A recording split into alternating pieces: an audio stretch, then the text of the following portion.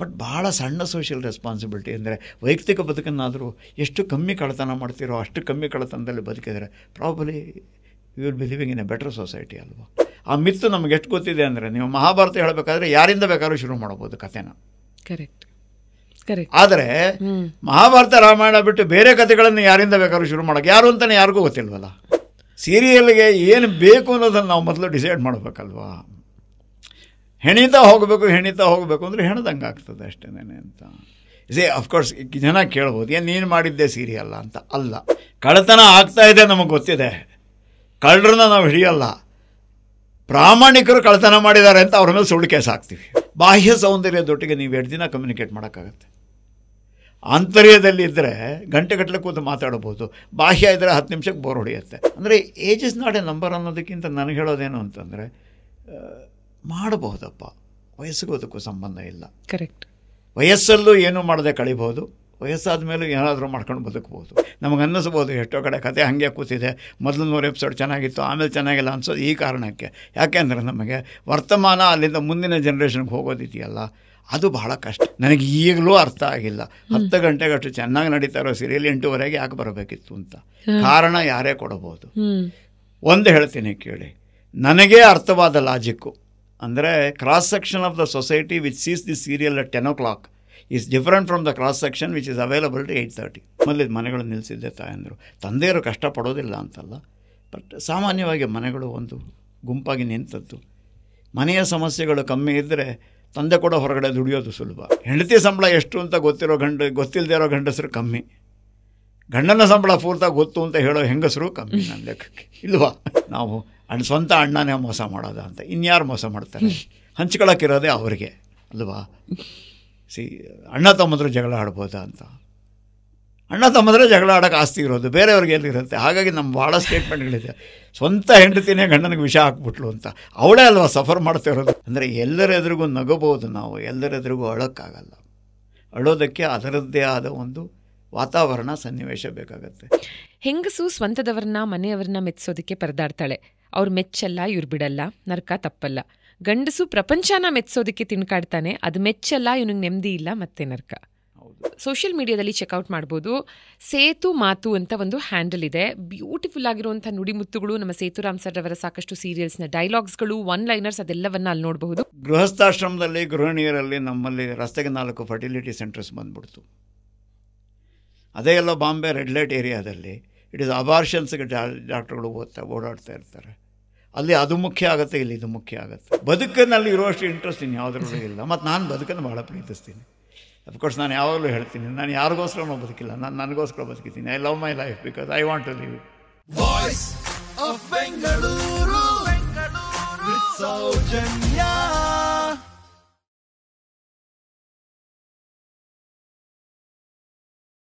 ಒಂದು beauty about your serial is among the many beauties ಏನಂದರೆ, ಯಾವುದೇ ಒಂದು ಇಂಡಿವಿಜುವಲ್ ಎಪಿಸೋಡ್ನ ನೋಡಿದಾಗ ನಾವು ಹಿಂದಿಂದು ನೋಡಿಲ್ಲ ಅಂದರೂ ನಮ್ಗೆ ಆ ಕಥೆ ಅರ್ಥ ಆಗುತ್ತೆ. ಅದೊಂದು ಸ್ಟ್ಯಾಂಡ್ ಅಲೋನ್ ಕಥೆ ಆಗಿರುತ್ತೆ. ಆ್ಯಂಡ್ ಎಲ್ಲ ಎಪಿಸೋಡ್ಸ್ ಸೇರಿದಾಗಲೂ ಅದೊಂದು ಬ್ಯೂಟಿಫುಲ್ ಕಥೆ ಆಗಿರುತ್ತೆ. ಅದು ಇದು ಚಾಣಕ್ಯ ಸೀರಿಯಲ್ ನೋಡಿ ನನಗನ್ಸಿದ್ದದು.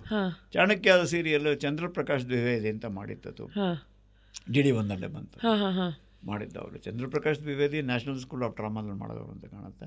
ಮತ್ತು ಹಿಸ್ಟ್ರಿ ಬಗ್ಗೆ ಭಾಳ ತಿಳ್ಕೊಂಡಿದ್ದಾರೆ. ಹಾಗಾಗಿ ಚಾಣಕ್ಯ ಭಾಳ ಇಟ್ಸ್ ಎನ್ ಆಥೆಂಟಿಕ್ ವರ್ಷನ್, ನನಗೆ ಗೊತ್ತಿದ್ದ ಮಟ್ಟಿಗೆ ಭಾಳ ಆಥೆಂಟಿಕ್ ವರ್ಷನ್ ಅದರಲ್ಲಿ ಅಂತ. ಅವ್ರದ್ದು ಯಾವುದು ಎಪಿಸೋಡ್ ಬೇಕಾದ್ರೂ ಕೂತ್ಕೊಂಡು ನೋಡಿ ನೀವು, ಅದು ಇಂಡಿಪೆಂಡೆಂಟಾಗಿ ನೋಡ್ಬೋದು. ಅದು ನಮಗೇನಾಗುತ್ತೆ, ಸಾಮಾನ್ಯವಾಗಿ ಏನಾಗುತ್ತೆ, ಇವಾಗ ಮಹಾಭಾರತ ರಾಮಾಯಣ ಇದೆಯಲ್ಲ, ಆ ಮಿತ್ತು ನಮಗೆ ಎಷ್ಟು ಗೊತ್ತಿದೆ ಅಂದರೆ, ನೀವು ಮಹಾಭಾರತ ಹೇಳಬೇಕಾದ್ರೆ ಯಾರಿಂದ ಬೇಕಾದ್ರೂ ಶುರು ಮಾಡ್ಬೋದು ಕಥೆನ. Correct correct. ಆದರೆ ಮಹಾಭಾರತ ರಾಮಾಯಣ ಬಿಟ್ಟು ಬೇರೆ ಕಥೆಗಳನ್ನು ಯಾರಿಂದ ಬೇಕಾದ್ರೂ ಶುರು ಮಾಡೋಕ್ಕೆ ಯಾರು ಅಂತಲೇ ಯಾರಿಗೂ ಗೊತ್ತಿಲ್ವಲ್ಲ, ಕಂಟೆಂಟೇ ಯಾರಿಗೂ ಗೊತ್ತಿಲ್ಲ ಅಲ್ವಾ. ಹಾಗಾಗಿ ರಾಮಾಯಣ ಮಹಾಭಾರತವನ್ನು ಎಲ್ಲ ಎಪಿಸೋಡು ಇಂಡಿಪೆಂಡೆಂಟಾಗಿ ನೋಡ್ಬೋದು, ಉದ್ದಕ್ಕೂ ನೋಡಲೇಬೇಕು ಅಂತ ಏನಿಲ್ಲ. ಆ ತರಹದ ಸ್ಕ್ರಿಪ್ಟ್ ಇಲ್ಲಿ ಸಾಧ್ಯನಾ ಅಂತ ತಲೆಯಲ್ಲಿ ಕೂತಿತ್ತು ಅಷ್ಟೇನೆ ಅಂತ.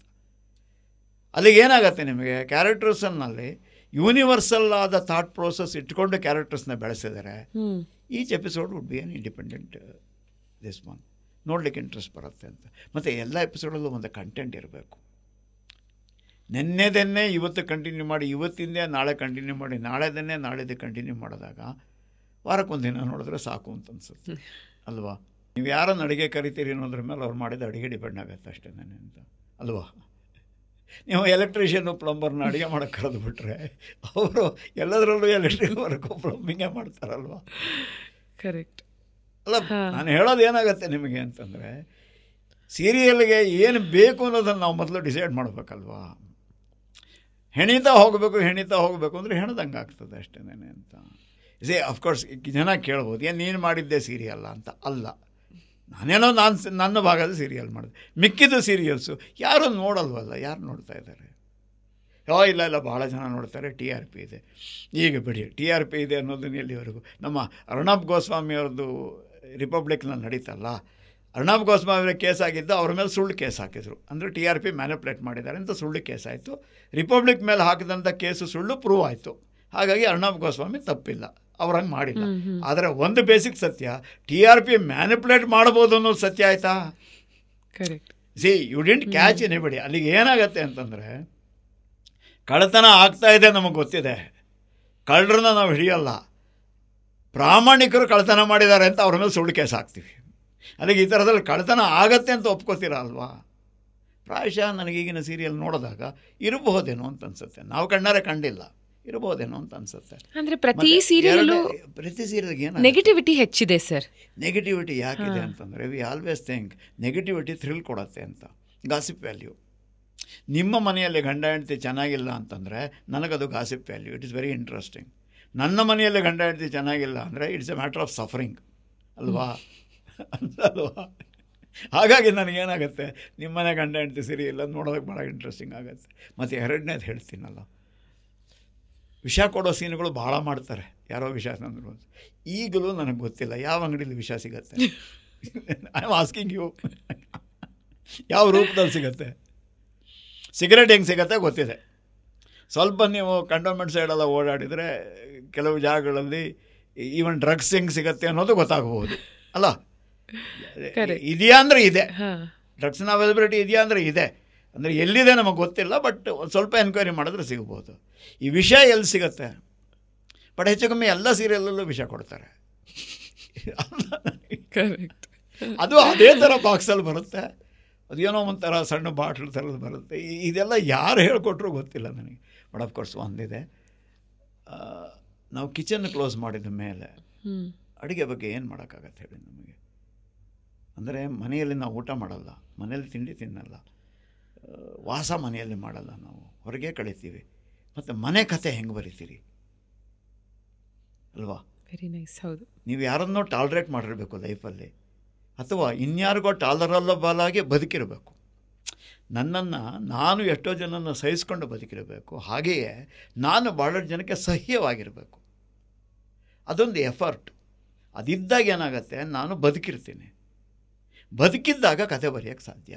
ಬದುಕದೇ ಇದ್ದರೆ ಕತೆ ಬರೆಯೋದೇನು? ಅವಾಗೇನಾಗುತ್ತೆ, ನಾವು ಹೊರಗಿಂದಲ್ಲೇ ಇಟ್ಕೋತೀವಿ. ಯಾವುದೇ ಕಡಬ ಚೌಕು ನಮ್ಮದು ಅಲ್ಲವೇ ಅಲ್ಲ, ಅದು ಕಡಬ ಚೌಕೆಲ್ಲೋ ನಾರ್ತಲ್ಲಿ ಮಾಡ್ತಿತ್ತು. ಅದೇನೋ ಒಂದ್ರಿ ಮೂಲಕ ಚಂದ್ರನ, ಅದು ಕನ್ನಡದಲ್ಲೂ ಮಾಡ್ತಾರೆ. ನಾವು ಚಂದ್ರ ನೋಡೋದೇ ಇಲ್ಲ ನಮ್ಮಲ್ಲಿ ಹುಣ್ಣಿಮೆ ಚಂದ್ರ ಯಾವಾಗ ತೋರಿಸಿದ್ದೀವಿ ನಾವು? ನಮ್ಮಲ್ಲಿ ಆ ಥರದ್ದು ಯಾವುದೂ ಇಲ್ಲ ಅಲ್ವಾ? ಹಾಗೆ ಸಣ್ಣ ಸಣ್ಣ ವಿಷಯಗಳು. ಇವಾಗೇನಾಗುತ್ತೆ, ಅಲ್ಲಿ ನಮ್ಮಲ್ಲಿ ಈ ಮೆಹಂದಿ ಅನ್ನೋದು ಇಲ್ಲವೇ ಇಲ್ಲ ಅಲ್ವಾ? ಎಲ್ಲಿತ್ತು ನಮ್ಮಲ್ಲಿ mehndi? Mehndi was A thing of the north ಅಲ್ವಾ? ಕರೆಕ್ಟ್. ಇಲ್ಲಿ ಮೆಹಂದಿದ್ದು ಶುರುವಾಗಿದೆ, ಮಾಡ್ತಾರೆ. ಸೀರಿಯಲ್ಗಳಲ್ಲಿ ಅದನ್ನು ಮಾಡ್ತಾರೆ. ನೋಡಲಿಕ್ಕೆ ಚೆಂದ ಇದೆ ಮಾಡ್ತಾರೆ ಅಂದರೆ ಒಂದು, ನಮಗೇನೋ ನೋಡ್ತಾ ಇರ್ಬೇಕಾದ್ರೆ ಇವ್ರಿಗಿಂತ ಚೆಂದ ಇರೋರು ಮಾಡ್ಬೋದು ಅಂತ ಅನಿಸ್ಲೂಬೋದಲ್ವ? ಯಾಕಂದರೆ ನಮ್ಮ ಚಾಯ್ಸ್ ಆಗ್ತದಲ್ವ? ಹಾಗಾಗಿ ಏನಾಗುತ್ತೆ, ಎಲ್ಲೋ ಒಂದು ಪ್ರಾಯಶಃ ಸೀರಿಯಲ್ಗಳು ಆ ದಾರಿ ಹಿಡಿದು ಬಿಟ್ಟಿವೆ. ನಾನು ಮಾಡಿದ್ದೆ ಸರಿನಾ? ಖಂಡಿತ ಅಲ್ಲ. ಹಾಗಂತ ಇದು ಸರಿನಾ ಅಂದರೆ ಐ ಡೋಂಟ್ ನೋ, ನನಗೇನು ಹಾಗೆ ಅನಿಸಿಲ್ಲ. ಆಲ್ಸೋ ಇವತ್ತಿನ ದಿನ ಸಾಕಷ್ಟು ಈ ಮಾತಿದೆ ದಟ್ ಚಾನೆಲ್ಗಳು ಬಹಳವಾಗಿ ಇನ್ವಾಲ್ವ್ ಆಗ್ತಾರೆ ಆ್ಯಂಡ್ ಇನ್ವೆಸ್ಟ್ ಮಾಡ್ತಾರೆ ಒಂದು ಸೀರಿಯಲಲ್ಲಿ. ದುಡ್ಡಿನ ವಿಷಯದಲ್ಲಿ ಮಾತ್ರ ನಾನು ಹೇಳ್ತಾ ಇಲ್ಲ. ಅಂದರೆ ಸೀರಿಯಲ್ನ ಹೀರೋಯಿನ್ ಯಾರಾಗಿರಬೇಕು, ಸ್ಟಾರ್ ಕಾಸ್ಟ್ ಯಾರಾಗಿರಬೇಕು, ಕಥೆ ಹೇಗೆ ಹೋಗಬೇಕು, ಎಷ್ಟು ಎಪಿಸೋಡ್ಸ್ ಮಾಡಬೇಕು, ಎಲ್ಲವೂ TRP ಬೇಸ್ ಮೇಲೆ ಅಂತ ಅನ್ಕೊಳ್ಳೋಣ. ಬಟ್ ಅವಾಗಲೂ ಇತ್ತ ಅದು? ಇಲ್ಲ, ನಾವುಗಳು ವರ್ಕ್ ಮಾಡೋ ಕಾಲದಲ್ಲಿ ಇಷ್ಟೊಂದು ಇರಲಿಲ್ಲ. ಕಥೆಗಳೆಲ್ಲ ನಾವುಗಳೇ ಮಾಡ್ಕೊಂಡಿತ್ತು. ಪ್ರಾಯಶಃ ಅವ್ರು ಹೇಳೋರು ಇದು ಬೇಕು ಇದು ಬೇಡ ಅಂತ ಹೇಳಿ ಅದನ್ನು ಮೀರಿ ಹೋಗ್ತಿರ್ಲಿಲ್ಲ. ಈಗೆಲ್ಲೋ ಒಂದು ಕಡೆ ಅದೊಂದು ಪ್ಯಾಟರ್ನ್ ಆಗಿ ಕೂತಿದೆ. ಏನಾಗುತ್ತೆ, ಇವಾಗ ಹಿಂದಿನಲ್ಲಿ ಯಾವುದೋ ಒಂದು ಸೀರಿಯಲ್ ಆಗುತ್ತೆ ಅಂತ ಇಟ್ಕೊಳ್ಳಿ, ಅದು ಚೆನ್ನಾಗಿ ನಡೀತು ಅಂತ ಇಲ್ಲಿ ತಗೊಂಬಂದರೆ ಖರ್ಚಿನ ವಿಷಯ ಕಮ್ಮಿ ಆಗುತ್ತೆ. ಯಾಕಂದರೆ ಅದನ್ನು ಕನ್ನಡ ಮಾಡಿಬಿಟ್ಟು ಶೂಟ್ ಮಾಡೋ ಸುಲಭ ಆಗ್ತದೆ. ಫ್ರೇಮ್ ಟು ಫ್ರೇಮ್ ಗೊತ್ತಿರ್ತದೆ, ಯಾರು ಬೇಕಾದ್ರೂ ಶೂಟ್ ಮಾಡ್ಬೋದು. ಇವಾಗ ಏನಾಗುತ್ತೆ, ಇವಾಗ ನಿಮಗೆ ಪ್ರತಿಯೊಂದು ಬೇರೆ ಯಾವುದನ್ನು ಕಾಪಿ ಮಾಡ್ತಾ ಇರಬೇಕಾದ್ರೆ ಈ ಕಡೆ ಕ್ಯಾಮ್ರಾ ಇಡೋ, ಅವ್ರು ಅಲ್ಲಿ ನಿಲ್ಲಿಸು ಮಾತಾಡೋ ಅಂತ ಹೇಳೋ ಸುಲಭ, ಯಾಕಂದ್ರೆ ಅದನ್ನೇ ಕಾಪಿ ಮಾಡ್ತಾ ಇದ್ದೀನಿ. You don't need a very qualified person to do it. I am not telling that people in the field are not qualified, but the way things are happening you don't need a qualified person to do it. ಹಾಗಾಗಿದೆ ಅಂತ ಇದ್ದಾರೆ, but ಅವ್ರಗಳಿಗೆ importance ಇದೆಯಾ ಇಲ್ಲ. ಈಗ ಮಾಡ್ತಾ ಇರೋರೆಲ್ಲ ಕೆಟ್ಟದಾಗ ಮಾಡ್ತಾ ಇದ್ದಾರೆ ಅಂತ ನಾನು ಅದನ್ನು ಹೇಳಲ್ಲ, ಅದು ಅವರ ಕೆಪಾಸಿಟಿ ಬಗ್ಗೆ ನಾನು ಕಾಮೆಂಟ್ ಮಾಡ್ತಾ ಇಲ್ಲ. ಆದರೆ ಅವರಿಂದ ತಗೋತಾರೋ ಕೆಲಸ ಇದೆಯಲ್ಲ, ಅದು ಅಂತಹ ಅದ್ಭುತವಾದ ಕ್ವಾಲಿಟಿಯನ್ನು ಆಗಲಿಲ್ಲ ಅಂತ ಹೇಳ್ಬಿಟ್ಟು. ಇನ್ಫ್ಯಾಕ್ಟ್ ನಿಮ್ಮ ಟೈಮಲ್ಲಿ ನೀವು ಮಾಡಿದಂಥ ಸೀರಿಯಲ್ಸಲ್ಲೂ ಅಭಿನಯಿಸೋರು ಕೂಡ they used to be well read. ಅವ್ರಿಗೂ ಗೊತ್ತಿರ್ತಿತ್ತು. ಅಂದರೆ ಇವಾಗ ನಾನು ಹೇಳೋದು, ನಿಮ್ಮ ಸೀರಿಯಲ್ಸ್ಗಳನ್ನು ನೋಡಿದಾಗ ಸೈಕಾಲಜಿ ಅನ್ನೋದು ಒಂದು ಏನಕ್ಕೆ ಬರುತ್ತೆ, ಇವತ್ತಿನ ದಿನ ಅದನ್ನು ಅನಲೈಸ್ ಮಾಡೋದೇ ಕಷ್ಟ. ಅಂದರೆ ಒಂದು ಸೀನ್ ನೋಡಿದಾಗ, ಒಂದು ಎಂಟೈರ್ ಸೀರಿಯಲ್ ನೋಡಿದಾಗ, ಒಂದಷ್ಟು ಎಪಿಸೋಡ್ಸ್ ನೋಡಿದಾಗ ಏನು ಹೇಳಕ್ಕೆ ಹೊರಟಿದ್ದಾರೆ, ಹ್ಯೂಮನ್ ಸೈಕಾಲಜಿ ಇರಲ್ಲ, ವ್ಯಾಲ್ಯೂಸ್ ಇರಲ್ಲ. ಅಲ್ಲ, ನಾನು ಅದೇ ಅಂತೇನಲ್ಲ, ನೀವು ಮನೇಲಿ ಅಡುಗೆ ಮಾಡಿ ಒಂದು ಜನ್ರೇಷನ್ನಿಂದ ಜನ್ರೇಷನ್ಗೆ ಪಾಸಾನ್ ಆಗಿದರೆ ಇರೋ ಐಟಮ್ಸ್ ಎಷ್ಟಿದೆಯೋ, ಅಡುಗೆಗಳ ವಿಷಯಗಳು ಎಷ್ಟಿದೆಯೋ, ಬ್ಲೆಂಡ್ಗಳು ಎಷ್ಟಿದೆಯೋ, ಅದು ನೀವು ಹೋಟ್ಲಿಂದ ತರಿಸ್ಕೊಳ್ಳೋಕೆ ಶುರು ಮಾಡಿದಾಗ ಅದು 10% ಇಳಿದ್ಬಿಡುತ್ತೆ. ಕೊನೆಗೆ ಏನೋ ಒಂದು ಸಾಕು ತಿಂದ್ಕೊಂಡಿರೋಣ ಅಂದಾಗ ಇನ್ನೂ ಕಮ್ಮಿ ಆಗುತ್ತಲ್ವ. ಬದುಕು ಹಾಗೆ ಆಗೋಗಿದೆಯಾ ಅಂತ ನಾನು ಹೇಳ್ತಾ ಇರೋದು. There is something like that. ಓದು ಭಾಳ ಮುಖ್ಯ ಆಗುತ್ತೆ, ಯಾಕಂದರೆ ಎನಿ ಕ್ರಿಯೇಟಿವ್ ವರ್ಕ್ಗೆ ಓದು ಭಾಳ ಮುಖ್ಯ ಆಗುತ್ತೆ. ಓದೋರು ಕಮ್ಮಿ ಆಗಿದ್ದಾರೆ. ಮತ್ತು ಬರ್ತಾ ಇನ್ನೊಂದು ಏನಾಗುತ್ತೆ ಅಂದರೆ, ಗ್ಲಾಮರ್ ಅಂತ ಫೇಸು ಅಂತ ಕರಿತೀವಿ, ಫೇಸ್ ಮುಖ್ಯ ಅಂತ ಕರಿತೀವಿ. ಫೇಸ್ ಮುಖ್ಯ ಆಗತ್ತೆ ಸರಿ, ಎಲ್ಲಿವರೆಗೂ ಪ್ರೆಸೆಂಟಬಲ್ ಅಂತ. ಕರೆಕ್ಟ್. ನನ್ನ ಕಾಲದ ಸೌಂದರ್ಯದ ಡೆಫಿನೇಷನ್ಗೂ ಈ ಕಾಲದ ಸೌಂದರ್ಯ ಡೆಫಿನೇಷನ್ಗೂ ಬದಲಾವಣೆ ಇರ್ಬೋದು, ಗೊತ್ತಿಲ್ಲ ನನಗೆ. ಆದರೂ ಬಾಹ್ಯ ಸೌಂದರ್ಯದೊಟ್ಟಿಗೆ ನೀವು 2 ದಿನ ಕಮ್ಯುನಿಕೇಟ್ ಮಾಡೋಕ್ಕಾಗತ್ತೆ. ಆಂತರ್ಯದಲ್ಲಿ ಇದ್ದರೆ ಗಂಟೆಗಟ್ಟಲೆ ಕೂತು ಮಾತಾಡ್ಬೋದು, ಬಾಹ್ಯ ಇದ್ದರೆ 10 ನಿಮಿಷಕ್ಕೆ ಬೋರ್ ಹೊಡೆಯುತ್ತೆ. ಇದು ನನ್ನ ಎಕ್ಸ್ಪೀರಿಯನ್ಸ್ ಅಲ್ವಾ. ತಪ್ಪು ಸರಿ ಪ್ರಶ್ನೆ ನಾನು ಮಾತಾಡ್ತಾ ಇಲ್ಲ. ಬಾಹ್ಯದೊಟ್ಟಿಗೆ ನಾನು ನೆಂಟಸ್ತಿಕೆ ಯಾವತ್ತೂ ಬೋರೆ, ಆಂತರ್ಯದೊಟ್ಟಿಗೆ ನೆಂಟಸ್ತಿಕೆ ಇದ್ದರೆ ಮನುಷ್ಯ ನೆಂಟಸ್ತಿಕೆ ಚೆನ್ನಾಗಿರುತ್ತೆ. ಪ್ರಾಯಶಃ ಈಗ ಬರೀ ಬಾಹ್ಯದೇ ಜಾಸ್ತಿ ತೋರಿಸ್ತಾ ಇದ್ದಾರೆ. ಇವ್ರ ಕೈಯಲ್ಲಿ ಆಗತ್ತಾ ಒಳ್ಳೆ ಸೀರಿಯಲ್ ಮಾಡೋಕ್ಕೆ? ಆಗಬಹುದು, ಆದರೆ ಸನ್ನಿವೇಶ ವಾತಾವರಣ ಇದೆಯಾ? ಖಂಡಿತ ಇಲ್ಲ. ಇನ್ಫ್ಯಾಕ್ಟ್ ನೀವು ಡಿಡಿನಲ್ಲಿ ಸಾಕಷ್ಟು ಸೀರಿಯಲ್ಸ್ಗಳಲ್ಲಿ ಕಾಣಿಸ್ಕೊಳ್ತೀರಾ. ಹೌದು. ಅದಾದಮೇಲೆ ಮಾಯಾಮೃಗ, ಹೌದು, ಆಮೇಲೆ ಮುಕ್ತ, ಮನ್ವಂತರ. ಓಕೆ, 3ರಲ್ಲಿ ಕೂಡ. ಈ 3 ನಿಮಗೆ ಏನು ಕಲಿಸ್ಕೊಡ್ತು ಸರ್? ಯಾಕಂದರೆ ಆಗಿನ ಕಾಲದ ಬಹು ಸುಪ್ರಸಿದ್ಧವಾದಂತಹ ಸೀರಿಯಲ್ಸ್ಗಳಿವು. ಬೇಸಿಕಲಿ ಆ್ಯಂಡ್ ನಿಮ್ಮ ಪಾತ್ರ ಎಸ್ಪೆಷಲಿ ತುಂಬ ಹೆಸರು ಮಾಡಿದೆ. ಇವತ್ತಿಗೂ ಜನ ನಿಮ್ಮನ್ನ ಮಾಳವಿಕಾ ಮೇಡಮ್ ಅವರ ತಂದೆಯ ಪಾತ್ರಧಾರಿ ನೀವು ಅನ್ನೋದನ್ನ ಇದು ಮಾಡ್ತಾರೆ. ಅದು ಮಾಯಾಮೃಗದ ಪಾತ್ರ ಪ್ರಾಯಶಃ ನನಗೆ ಗುರುತು ಕೊಟ್ಟಂಥ ಪಾತ್ರ. Recognise with. ಪ್ರಾಯಶಃ ಮಾಯಾಮೃಗಕ್ಕೆ ಮುಂಚೆ ನಾನೇನೂ ಅಲ್ಲ ಈ ಫೀಲ್ಡಲ್ಲಿ. ಮಾಯಾಮೃಗದ ನಂತರ ಮಾಯಾಮೃಗದ ಪಾತ್ರದ್ದು ಮುಖ್ಯ. ಹಾಗಾಗಿ ಅದೊಂದು ಗುರುತು ಕೊಟ್ಟದ್ದು, ನಟನಾಗಿ ಅದೊಂದು ಗುರುತು ಕೊಟ್ಟಂಥ ಪಾತ್ರ. ಮನ್ವಂತರದಲ್ಲಿ ನಾನು ಯಾವುದೋ ಮಿನಿಸ್ಟರ್ ರೋಲ್ ಮಾಡ್ತಿದ್ದೆ, ಭಾಳ ಇಷ್ಟಪಟ್ಟು ಮಾಡೋದಂಥದ್ದು. ಮುಕ್ತದಲ್ಲಿ ಭಾಳ ಸಣ್ಣ ಪಾತ್ರ ನಾನು ಮಾಡಿದ್ದು. ಆಮೇಲೆ ಯಾವುದೋ ಸೀರಿಯಲ್ ಮಾಡಿರಲಿಲ್ಲ ನಾನು. ನಂತರ ಮಾಡಿದ್ದು ಮಂಥನ, ದಿಬ್ಬಣ, ಅನಾವರಣ, ಇತ್ತೀಚೆಗೆ ಯುಗಾಂತರ, ಇದು ನಾನು ಮಾಡಿದಂಥ ಸೀರಿಯಲ್. ಬಟ್ ನೋಡಿ, ಏಜ್ ಇಸ್ ಜಸ್ಟ್ ನಂಬರ್ ಅನ್ನೋದಕ್ಕೆ ನೀವು ಎಂಥ ಅದ್ಭುತವಾದ ಉದಾಹರಣೆ ಆಗ್ತೀರಾ ಅಂದರೆ, ಮಂಥನ ಸಿನಿಮಾ ನಿರ್ದೇಶನ ಮಾಡಿದಾಗ ನಿಮಗೆ 54 ವರ್ಷ.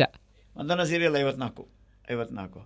ಅದೇ ಮಂಥನ ಸೀರಿಯಲ್ ಮಾಡಿದಾಗ ನನಗೆ 54. ಮೊದಲ ಕಥಾ ಸಂಕಲನ ಬರೆದದ್ದು ನಾವಲ್ಲ, ಅದು 2017. ನನಗೆ 63ಕ್ಕೆ ಮೊದಲು ಕಥಾ ಸಂಕಲನ ಮಾಡಿದ್ದು ನಾನು. ಅಂದರೆ age is not A number ಅನ್ನೋದಕ್ಕಿಂತ ನನಗೆ ಹೇಳೋದೇನು ಅಂತಂದರೆ, ಮಾಡಬಹುದಪ್ಪ, ವಯಸ್ಸಿಗೂ ಅದಕ್ಕೂ ಸಂಬಂಧ ಇಲ್ಲ. Correct.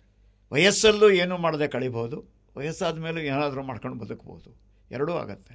Depends on once choice ಅಲ್ವಾ. ಮತ್ತು ಎರಡನೇದು ಯಾವುದನ್ನು ಪ್ರೀತಿಸ್ತೀರಿ ಅನ್ನೋದು ಮುಖ್ಯ ಆಗುತ್ತಲ್ಲ. ಭಾಳ ಜನ ಕೇಳ್ತಾರೆ, ನಿಮಗೆ ಇಷ್ಟೊಂದು ಸಮಯ ಇಲ್ಲಿದೆ ಅಂತ. ನಮಗೆ ಸಮಯ ಬಿಟ್ಟರೆ ಇನ್ನೇನಿದೆ ಅಲ್ವಾ? ಏನೂ ಇಲ್ಲ, ಸಮಯ ಇರುತ್ತೆ. ಏನು ಮಾಡ್ತೀವಿ ಆ ಸಮಯದಲ್ಲಿ ಅನ್ನೋದು ಮುಖ್ಯ ಆಗುತ್ತಲ್ಲ. ಮತ್ತು ಪರ್ಪಸ್ ಆಫ್ ಲೈಫು ಒಂದು ವಯಸ್ಸಾದ ಮೇಲೆ ಇದು ಕಾಡೋದಕ್ಕೆ ಶುರು ಆಗುತ್ತೆ. ನಾಳೆ ಇರಬೇಕು ಅಂದರೆ ಯಾಕಿರಬೇಕು ಅನ್ನೋದು ಇದೆಯಲ್ಲ ಅಲ್ಲ. I don't know, that's a thing which haunts these days. ಬೆಳಗ್ಗೆ ಎದ್ಕೊಳ್ಳೆ ಏನು ಮಾಡಬೇಕು ಅಂತ ಅಲ್ಲ, ಯಾರು ಇರಬೇಕಲ್ವಾ? ಕರೆಕ್ಟ್. ಪ್ರಾಯಶಃ ಈ ಹುಡುಕಾಟಕ್ಕೆ ಈ ವಯಸ್ಸು ಚೆನ್ನಾಗಿದೆ. ಮತ್ತು ವಯಸ್ಸಾದ ಮೇಲೆ ನಮಗೇನಾಗುತ್ತೆ, ಎಲ್ಲ ಮುಗೀತು ಅಂತ ಕೂತ್ಕೊಳ್ಳೋದು ಒಂದು ದೃಷ್ಟಿಕೋನ. ಪ್ರಾಯಶಃ I am useful to the society as a old man. As an youngster I was useful to myself ಅಲ್ವಾ. ನನಗೆ ನನ್ನ ಬದುಕು ಮಾತ್ರ ಮುಖ್ಯ ಆಗಿತ್ತು. ಒಂದು ಏಜ್ ಆದಮೇಲೆ ಏನಾಗುತ್ತೆ ಹೇಳಿ, ನಿಮಗೆ ಬೇರೆ ಜವಾಬ್ದಾರಿಗಳಿಲ್ಲ. ಹಾಗಾಗಿ ನಿಮ್ಮ ಸಮಯವನ್ನು ಬೇರೆದಕ್ಕೆ ವ್ಯಯ ಮಾಡಬಹುದಲ್ವಾ. One can become more socially responsible after growing old.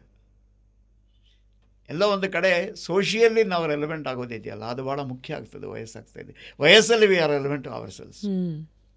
ನನ್ನ ಬದುಕು, ನನ್ನ ಹೆಂಡತಿ, ನನ್ನ ಮಕ್ಕಳು, ಮನೆ, ನನ್ನ ಆಸ್ತಿ, ನನ್ನ ಹಣ, ನನ್ನ ದುಡಿಮೆ, ಅದು ಬೇಕಾಗ್ತದೆ. ಯಾಕಂದರೆ ಮುಂದೆ ಇದೆ ಫ್ಯೂಚರ್ ಅಂತ. ಭವಿಷ್ಯಕ್ಕೆ 72-73 ಕೂತ್ಕೊಂಡು ಭವಿಷ್ಯ ಅಂದರೆ ಜೋಕ್ ಆಗುತ್ತೆ ಅಷ್ಟೇ. ಅಫ್ಕೋರ್ಸ್ ನಾನು ಹೇಳ್ತೀನಿ, ಡೆಂಟಿಸ್ಟ್ ಹತ್ರ ಹೋದ್ರೆ ಅವ್ರು ಅಂತಾರೆ ಇದು ಲೈಫ್ ಲಾಂಗ್ ಬರುತ್ತೆ ಅಂತ. 75ರಲ್ಲಿ ಯಾವ ಲೈಫ್ ಲಾಂಗ್. ಜೊತೆಗೆ ಮಂಥನ ಏನಂದರೆ, ಪ್ರಾರಂಭದಲ್ಲಿ ಈ ಟಿವಿನಲ್ಲಿ ರಾತ್ರಿ 10 ಗಂಟೆ ಸ್ಲಾಟ್ ಸಿಕ್ಕಿತ್ತು. ಎಷ್ಟು ಪಾಪ್ಯುಲರ್ ಆಯಿತು ಈ ಸೀರಿಯಲ್ ಅಂದರೆ, ಪ್ರೈಮ್ ಟೈಮ್ ಕೊಡ್ತಾರೆ ಅದಕ್ಕೆ. 8:30 to 9 ಕೊಡ್ತಾರೆ. ಆ್ಯಂಡ್ ಈ ಸೀರಿಯಲ್ನಲ್ಲಿ ಸಾಕಷ್ಟು ಮುಖ್ಯವಾದ ಜನರಿಗೆ ಇಷ್ಟವಾಗುವಂಥ ಅಂಶಗಳು. ಅದರಲ್ಲಿ ಒಂದು ಗಮನಿಸಿದವ್ರಿಗೆ ಗೊತ್ತಾಗುತ್ತೆ, ದಟ್ ಪ್ಯಾಸಿವ್ ವಾಯ್ಸ್ನ ಬಹಳವಾಗಿ ಬಳಸಿದ್ದೀರಾ ನೀವು ಡೈಲಾಗ್ಸ್ಗಳಲ್ಲಿ ಅಂತ. ಇದು ಒಂದು ಸ್ಟೈಲ್ ಆಫ್ ರೈಟಿಂಗಾ ಸರ್? ಕಮ್ಯುನಿಕೇಟ್ ಮಾಡೋದಕ್ಕೆ ಅದು ಭಾಳ ಸುಲಭ ಅಂತ ಅನ್ನಿಸ್ತು. ಕಮ್ಯುನಿಕೇಷನ್ಗೆ ಆ ಭಾಷೆ ಭಾಳ ಸುಲಭ. ಇವಾಗ ಎಕ್ಸಾಂಪಲ್ಸ್ ಕೊಡೋದಿದ್ರೆ ಇವತ್ತಿನ ಜನರೇಷನ್ಗೆ ಹೇಗೆ ವರ್ಕ್ ಆಗುತ್ತದು? ಲೈಕ್ ಇವತ್ತು ನಾವು ಹೇಳೋದಕ್ಕೂ ವರ್ಸಸ್ ಪ್ಯಾಸಿವ್ ವಾಯ್ಸಲ್ಲಿ ಅದನ್ನು ಹೇಳೋದಕ್ಕೂ ಘಟನೆ ಆಗಿ ಹೋದ ಘಟನೆಗಳ ಡಿಸ್ಕಷನ್ ಮೇಲೆ. ಈ ಸೀರಿಯಲ್ ಸ್ಕ್ರಿಪ್ಟು ಅಂದಾಗಲೇ ಭಾಳ ಇಂಟ್ರೆಸ್ಟಿಂಗ್ ಆಗಿರೋದಷ್ಟೇ. ನಾನಿವಾಗ 1 ವರ್ಷಕ್ಕೆ ಕತೆ ಹೇಳಬೇಕು, ವರ್ತಮಾನದ್ದು ಮುಂದುವರಿಸೋದು ಹೇಗೆ ಹೇಳಿ? ನಮಗೆಲ್ಲ ಸಮಸ್ಯೆ ಆಗೋದೇನು ಅಂತಂದರೆ, ಬಿಗಿನಿಂಗ್ 50 ಎಪಿಸೋಡ್ ನಮಗೆ ಬರೆಯೋದು ಭಾಳ ಸುಲಭ. ಪಾತ್ರಗಳನ್ನು ಇಂಟ್ರೊಡ್ಯೂಸ್ ಮಾಡ್ತಾ ಇದ್ದೀವಿ, ಅವರ ಪಾಸ್ಟನ್ನು ಬರಿತೀವಿ, ಪಾತ್ರಗಳ ಪರಿಚಯ ಮಾಡ್ತಾ ಇದ್ದೀವಲ್ವಾ. ರಾಮಾಯಣ ಮಹಾಭಾರತಕ್ಕೆ ಬೇಕಿಲ್ಲ, ಕಾರಣ ಅಂತ ಹೇಳಿದ್ರೆ ಸಾಕು, ನಾನು ಯಾವುದು ಹೇಳಬೇಕು, ಅಲ್ಲಿಂದ ಮುಂದಕ್ಕೆ ಹೋಗ್ಬಿಡ್ಬೋದು. ಆದರೆ ಈ ಕಥೆಗಳಲ್ಲಿ ಏನಾಗುತ್ತೆ ಅಂದರೆ, ನನ್ನ ಪಾತ್ರವನ್ನು ಪರಿಚಯ ಆಗಬೇಕು. ಪಾತ್ರ ಪರಿಚಯಕ್ಕೆ ಅವರ ಪಾಸ್ಟನ್ನು ಹೇಳ್ತಾ ಹೋಗ್ತೀವಿ. ಎಲ್ಲವನ್ನು ಪಾಸ್ಟ್ ಮೇಲೆ ನಮ್ಮ ಕಥೆಗಳು ಕೂತಿರುತ್ತವೆ. 50 ಅಥವಾ 100 ಎಪಿಸೋಡ್ ಆಗೋ ಹೊತ್ತಿಗೆ ಎಲ್ಲ ಪಾತ್ರಗಳ ಪಾಸ್ಟು ಮುಗಿದೋಯ್ತು. ಕರೆಂಟ್ ಹೇಳಬೇಕು. ಈ ಕರೆಂಟ್ ಅಂದರೆ ವರ್ತಮಾನ ಹೇಳಬೇಕು ಅಂತಂದಾಗ ಮದುವೆ ಒಂದು ಮಾಡಬಹುದು. ಮದುವೆಯಾಗಿ ಮಕ್ಕಳಾಗಬೇಕು ಅಂತಂದರೆ ನಾನು ಇಮಿಡಿಯೇಟ್ ಮುಂದಿನ ವಾರವೇ ತೋರ್ಸೋಕ್ಕಾಗಲ್ಲ. ಮತ್ತು ಪ್ರೆಗ್ನೆನ್ಸಿ ಕಾನ್ಸೆಪ್ಟ್ ಬಂದರೆ ಮತ್ತೆ ಆರ್ಟಿಸ್ಟ್ನ ಬಾಡಿ ಲ್ಯಾಂಗ್ವೇಜ್ ಅದು ಎಲ್ಲವನ್ನೂ ಚೇಂಜ್ ಮಾಡಿಸ್ತಾ ಹೋಗಬೇಕು. ಅಲ್ಲಿಗೆ ನಮಗೇನಾಗುತ್ತೆ, ವರ್ತಮಾನ ಮತ್ತು ಅಲ್ಲಿಂದ ಮುಂದಕ್ಕೆ ಕತೆ ತೊಗೊಂಡು ಹೋಗೋದಿದೆ ನೋಡಿ. ಸೀರಿಯಲ್ಗಳಲ್ಲಿ ಭಾಳ ಕಷ್ಟ. ಸೀರಿಯಲ್ಗಳು ಮುಂದುವರಿಯದೇ ಇರೋದು ಅದಕ್ಕೇ. ನಮಗನ್ನಿಸ್ಬೋದು ಎಷ್ಟೋ ಕಡೆ ಕತೆ ಹಾಗೆ ಕೂತಿದೆ, ಮೊದಲು 100 ಎಪಿಸೋಡ್ ಚೆನ್ನಾಗಿತ್ತು, ಆಮೇಲೆ ಚೆನ್ನಾಗಿಲ್ಲ ಅನ್ಸೋದು ಈ ಕಾರಣಕ್ಕೆ. ಯಾಕೆಂದರೆ ನಮಗೆ ವರ್ತಮಾನ ಅಲ್ಲಿಂದ ಮುಂದಿನ ಜನ್ರೇಷನ್ಗೆ ಹೋಗೋದಿದೆಯಲ್ಲ, ಅದು ಬಹಳ ಕಷ್ಟ. ಏನು ಬರೀತೀರಿ ಕತೆ? ಬರೆಯೋದು ಕಷ್ಟ. ಅದೇ ಆರ್ಟಿಸ್ಟ್ ಮೇಲೆ ಬರೀಬೇಕು ನೀವು ಅಲ್ವಾ. ಮದುವೆ ಆಗಬೇಕು, ಮಕ್ಕಳಾಗಬೇಕು, ಮಕ್ಕಳು ಬೆಳಿಬೇಕು, ಹಿಂಗೆ ಹೋಗಬೇಕಲ್ವಾ. ಅಂದರೆ ಅದೇ ಮನುಷ್ಯನಿಗೆ ವಯಸ್ಸಾಗಬೇಕು. ಅಲ್ಲಿ ನಮ್ಮಲ್ಲಿ ಹೀರೋ ಅಂತ ಮಾಡಿದ ವಯಸ್ಸು ಆಗೋದೇ ಇಲ್ಲ. ಅಲ್ಲಿಗೆ ಆ ಹೀರೋ ಸುತ್ತಾನೆ ಮತ್ತೆ ಕತೆ ಹೇಳಬೇಕಾಗ್ತದೆ, ಆ ಹೀರೋಯಿನ್ಗೆ ಮತ್ತೆ ಕತೆ ಹೇಳಬೇಕಾಗ್ತದೆ ಅಲ್ವಾ. ಹಾಗಾಗಿ ನಮ್ಮ ಸೀರಿಯಲ್ಗಳು ಏಕತಾನತೆ ಬರೋದು ಆ ಕಾರಣಕ್ಕೆ ಅನ್ನೋದು ಒಂದು.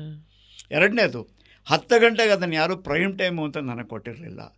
10 ಗಂಟೆಗೆ ಸೀರಿಯಲ್ ನೋಡೋದು ಕಮ್ಮಿ, 9-9:30 ಮುಗಿದೋಯ್ತು. 10ಕ್ಕೆ ಯಾರೂ ನೋಡಲ್ಲ ಅಂತ. ಫಾರ್ಚುನೇಟ್ಲಿ ಆರ್ ಅನ್ಫಾರ್ಚುನೇಟ್ಲಿ 10 ಗಂಟೆಗೆ ಇದು ಚೆನ್ನಾಗಿ ನಡೀತು. ಪ್ರಾಯಶಃ ಏನು ಅಂತಂದರೆ, ಕಂಟೆಂಟು ಬಂದು ಇದು ಬರೀ ಮನೆಯಲ್ಲಿ ಕೂತು ನೋಡುವಂತಹ ಕಂಟೆಂಟ್ ಆಗಲಿಲ್ಲ. ಅಂದರೆ ಟ್ಯಾಕ್ಸೇಷನ್ ವಿಷಯ ಬಂತು, ಸೋಷಿಯಲ್ ಇಶ್ಯೂಸ್ ಬಂತು. ಹಾಗಾಗಿ both male and female population ಇಬ್ಬರೂ ನೋಡ್ತಿದ್ರು ಈ ನಾಟಕನ, ಅಂದರೆ ಈ ಸೀರಿಯಲ್ನ. ಹಾಗಾಗಿ 10 ಗಂಟೆಗೆ ಬೆಂಗಳೂರಿನಲ್ಲಿ ಸುಮಾರು ಜನ ಗಂಡಸರು ಬರೋದೇ 9 ಗಂಟೆ ಮನೆಗೆ, ಅವ್ರುಗಳು ನೋಡೋಕ್ಕಾಯ್ತು. ವರ್ಕಿಂಗ್ ವುಮೆನ್ನು ಅವರು ಬರೋದು 7:30-8 ಮೇಲೇ, ಅವ್ರಿಗೂ 10ಕ್ಕೆ ಪುರ್ಸೊತ್ತಾಗೋದು. ಹಾಗಾಗಿ 10ಕ್ಕೆ ವ್ಯೂವರ್ಶಿಪ್ ನಾನು ಚೆನ್ನಾಗಿತ್ತು. 8:30 ತಂದಾಗ ಏನಾಯ್ತು ಗೊತ್ತಾ, viewership got restricted to only people sitting at home. Though that was prime time, considered to be prime time. No, ನಿಮಗೆ ಪ್ರೈಮ್ ಟೈಮ್ 9, 8:30 ಪ್ರೈಮ್ ಟೈಮ್ ಆಗೋದೇ ಇಲ್ಲ. ಓಕೆ. ಹಾಗಾಗಿ ಏನಾಗುತ್ತೆ, 8:30 ಆದಾಗ ಏನಾಗುತ್ತೆ, ಮನೆಯಲ್ಲಿರೋರು ಮಾತ್ರ. ಮನೆಯಲ್ಲಿರೋರಿಗೆ ಅನ್ಫಾರ್ಚುನೇಟ್ಲಿ ನನ್ನ ಕಂಟೆಂಟು ಅಷ್ಟು ಕಮ್ಯುನಿಕೇಟ್ ಆಗ್ತಿರ್ಲಿಲ್ಲ. ಅಂದರೆ ಹೊರಗಿನ ಪ್ರಪಂಚದ ಎಕ್ಸ್ಪೋಜರ್ ಕಮ್ಮಿ ಇರುತ್ತಲ್ವ. ಇದರಲ್ಲಿ ಬುದ್ಧಿವಂತಿಕೆ ದಡತನದ ಪ್ರಶ್ನೆ ಏನಿಲ್ಲ. ನಿಮಗೆ ಹೊರಗಿನ ಪ್ರಪಂಚದ ಎಕ್ಸ್ಪೋಜರ್ ಎಷ್ಟಿದೆ ಎಷ್ಟಿಲ್ಲ ಅದರ ಮೇಲೆ ಡಿಪೆಂಡ್ ಆಗುತ್ತಲ್ವ. ಹಾಗಾಗಿ ನನಗೆ 10 o'clock was the right time. ನನಗೆ ಈಗಲೂ ಅರ್ಥ ಆಗಿಲ್ಲ 10 ಗಂಟೆಗೆ ಅಷ್ಟು ಚೆನ್ನಾಗಿ ನಡೀತಾ ಇರೋ ಸೀರಿಯಲ್ 8:30 ಯಾಕೆ ಬರಬೇಕಿತ್ತು ಅಂತ. ಕಾರಣ ಯಾರೇ ಕೊಡಬಹುದು.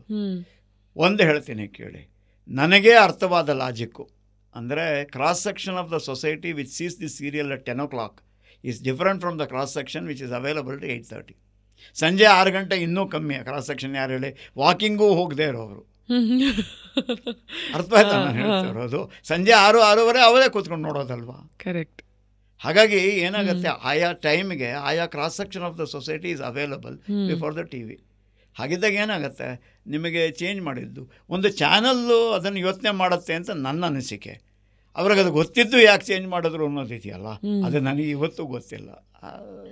ಅವರ ಕಾರಣಗಳು ಎಷ್ಟೋ ಇರ್ತವೆ, ಅದನ್ನು ಯಾರು ಕೇಳ್ತಾರೆ ಇವಾಗ? They are the owners, of course they do it ಅಂತ ಹೇಳ್ಬಿಟ್ಟು ಅಷ್ಟೇ.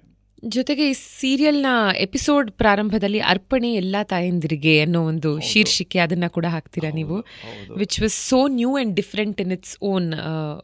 ಅಂದರೆ ನನಗೆಲ್ಲೋ ಒಂದು ಕಡೆ ಮನೆಗಳು ನಿಲ್ಲಿಸಿದ್ದೆ ತಾಯಂದರು, ನಮ್ಮಲ್ಲಿ ಮನೆಗಳು ನಿಲ್ಲಿಸಿದ್ದೆ ತಾಯಂದರು. ತಂದೆಯರು ಕಷ್ಟಪಡೋದಿಲ್ಲ ಅಂತಲ್ಲ, ಬಟ್ ಸಾಮಾನ್ಯವಾಗಿ ಮನೆಗಳು ಒಂದು ಗುಂಪಾಗಿ ನಿಂತದ್ದು.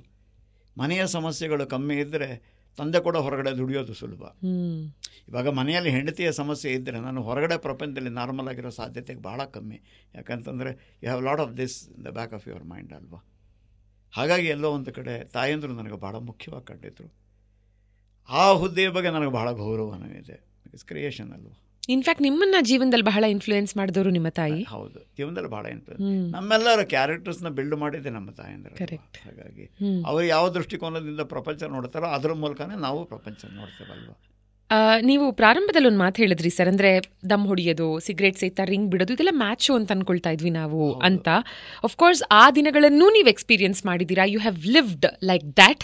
ಆ್ಯಂಡ್ ಕಟ್ ಮಾಡಿದ್ರೆ ನಿಮ್ಮ ಜೊತೆ ಸೀರಿಯಲಲ್ಲಿ ವರ್ಕ್ ಮಾಡಿದಂಥ ಪ್ರಾಮಿನೆಂಟ್ ಪರ್ಸನಾಲಿಟೀಸ್ ಹೇಳ್ತಾರೆ, ನಮಗೆ ಅವರಲ್ಲಿ ಬಹಳ ಇಷ್ಟವಾಗೋದು, ಆ್ಯಸ್ ಆಡಿಯನ್ಸ್ ನಮಗೆ ನಿಮ್ಮ ಡೈಲಾಗ್ಸ್ಗಳು ಇಷ್ಟ ಆಗುತ್ತೆ, ಬಟ್ ನಿಮ್ಮ ಜೊತೆ ವರ್ಕ್ ಮಾಡಿದವ್ರು ಹೇಳ್ತಾರೆ ಅವರಲ್ಲಿ ಆ ಹೆಂಗರುಳು ಇದೆ. ಅಂದರೆ ಹೆಂಗಸರಾಗಿ ನಾವು ಹೆಣ್ಮಕ್ಳನ್ನ ಅರ್ಥ ಮಾಡ್ಕೊಳ್ಳೋದಕ್ಕಿಂತ ಚೆನ್ನಾಗಿ ಅವ್ರು ಅರ್ಥ ಮಾಡ್ಕೊಳ್ತಾರೆ ಹೆಂಗಸರನ್ನ ಅಂತ. ಬೇಸಿಕಲಿ ಏನಾಗುತ್ತೆ ಗೊತ್ತಾ, ಇವರು ನಮ್ಮಲ್ಲೊಂದು ಸ್ಟೇಟ್ಮೆಂಟ್ ಮಾಡಿಬಿಟ್ಬಿಡ್ತಾರೆ, ಅದೇ ಹಾಡೇ ಇದೆಯಲ್ಲ, ಹೆಣ್ಣಿನ ಆಳ ಅಳಿಯೋರಿಲ್ಲ ಅಂತ ಹೇಳ್ಬಿಟ್ಟು ಹಾಡೇ ಮಾಡಿಬಿಟ್ರಲ್ಲ. ಅಂದರೆ ಹೆಂಗಸರು ಅರ್ಥನೇ ಆಗಲ್ಲ ಅಂತ.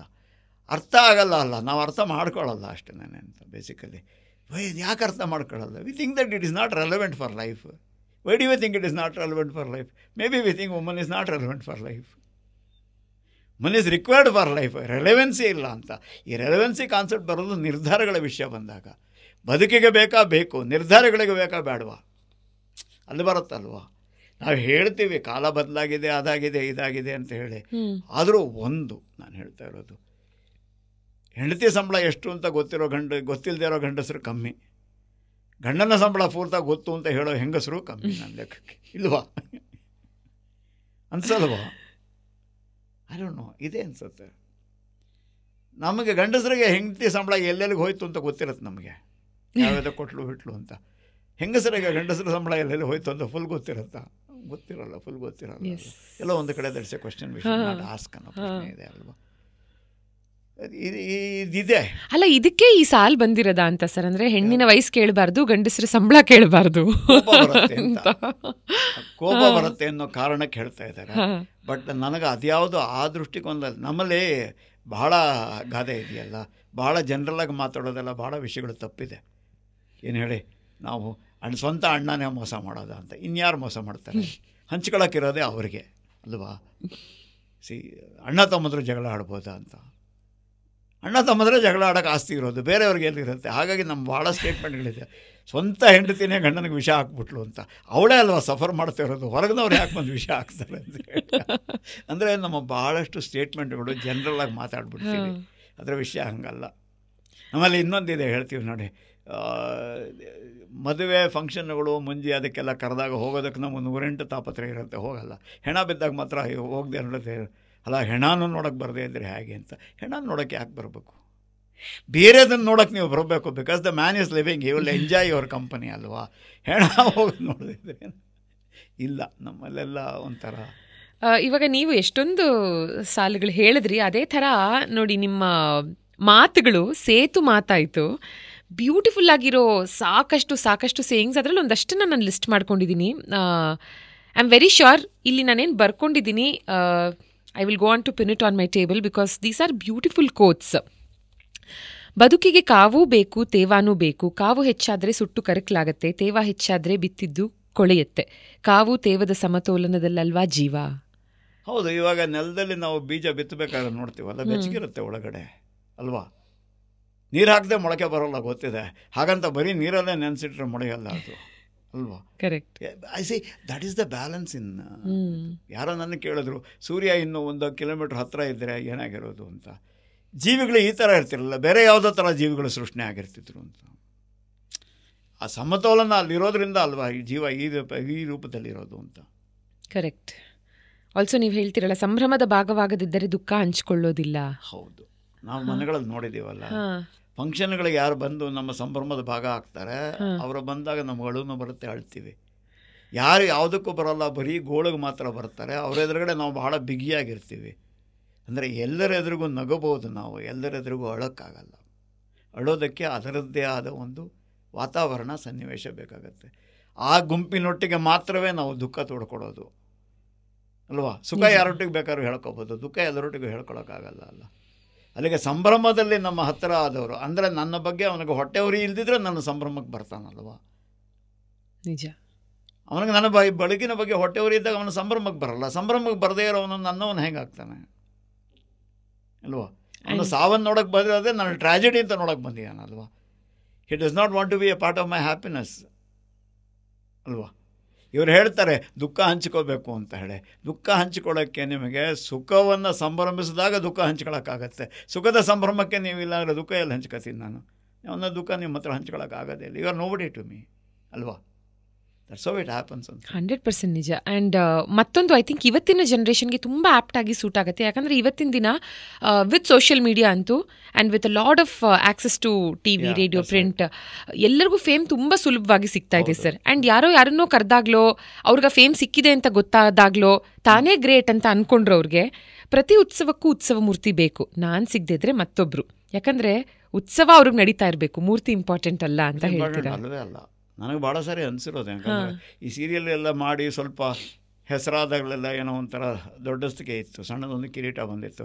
ಯಾವುದೋ ಒಂದು ಫಂಕ್ಷನ್ಗೆ ಕರೀತಾರೆ ಅಂತಂದರೆ ಅದೇನೋ ಒಂಥರ ಏನೋ ನಾನು ಭಾಳ ಇಂಪಾರ್ಟೆಂಟು ಅಂತ ಹೇಳಿ ಒಂದು 2-3 ಫಂಕ್ಷನ್ಗೆ ಹೋದ್ಮೇಲೆ ನೋಡಿದ್ಮೇಲೆ ಗೊತ್ತಾಯಿತು ನಾನು ಇಂಪಾರ್ಟೆಂಟ್ ಅಲ್ಲ ಅವರಿಗೆ.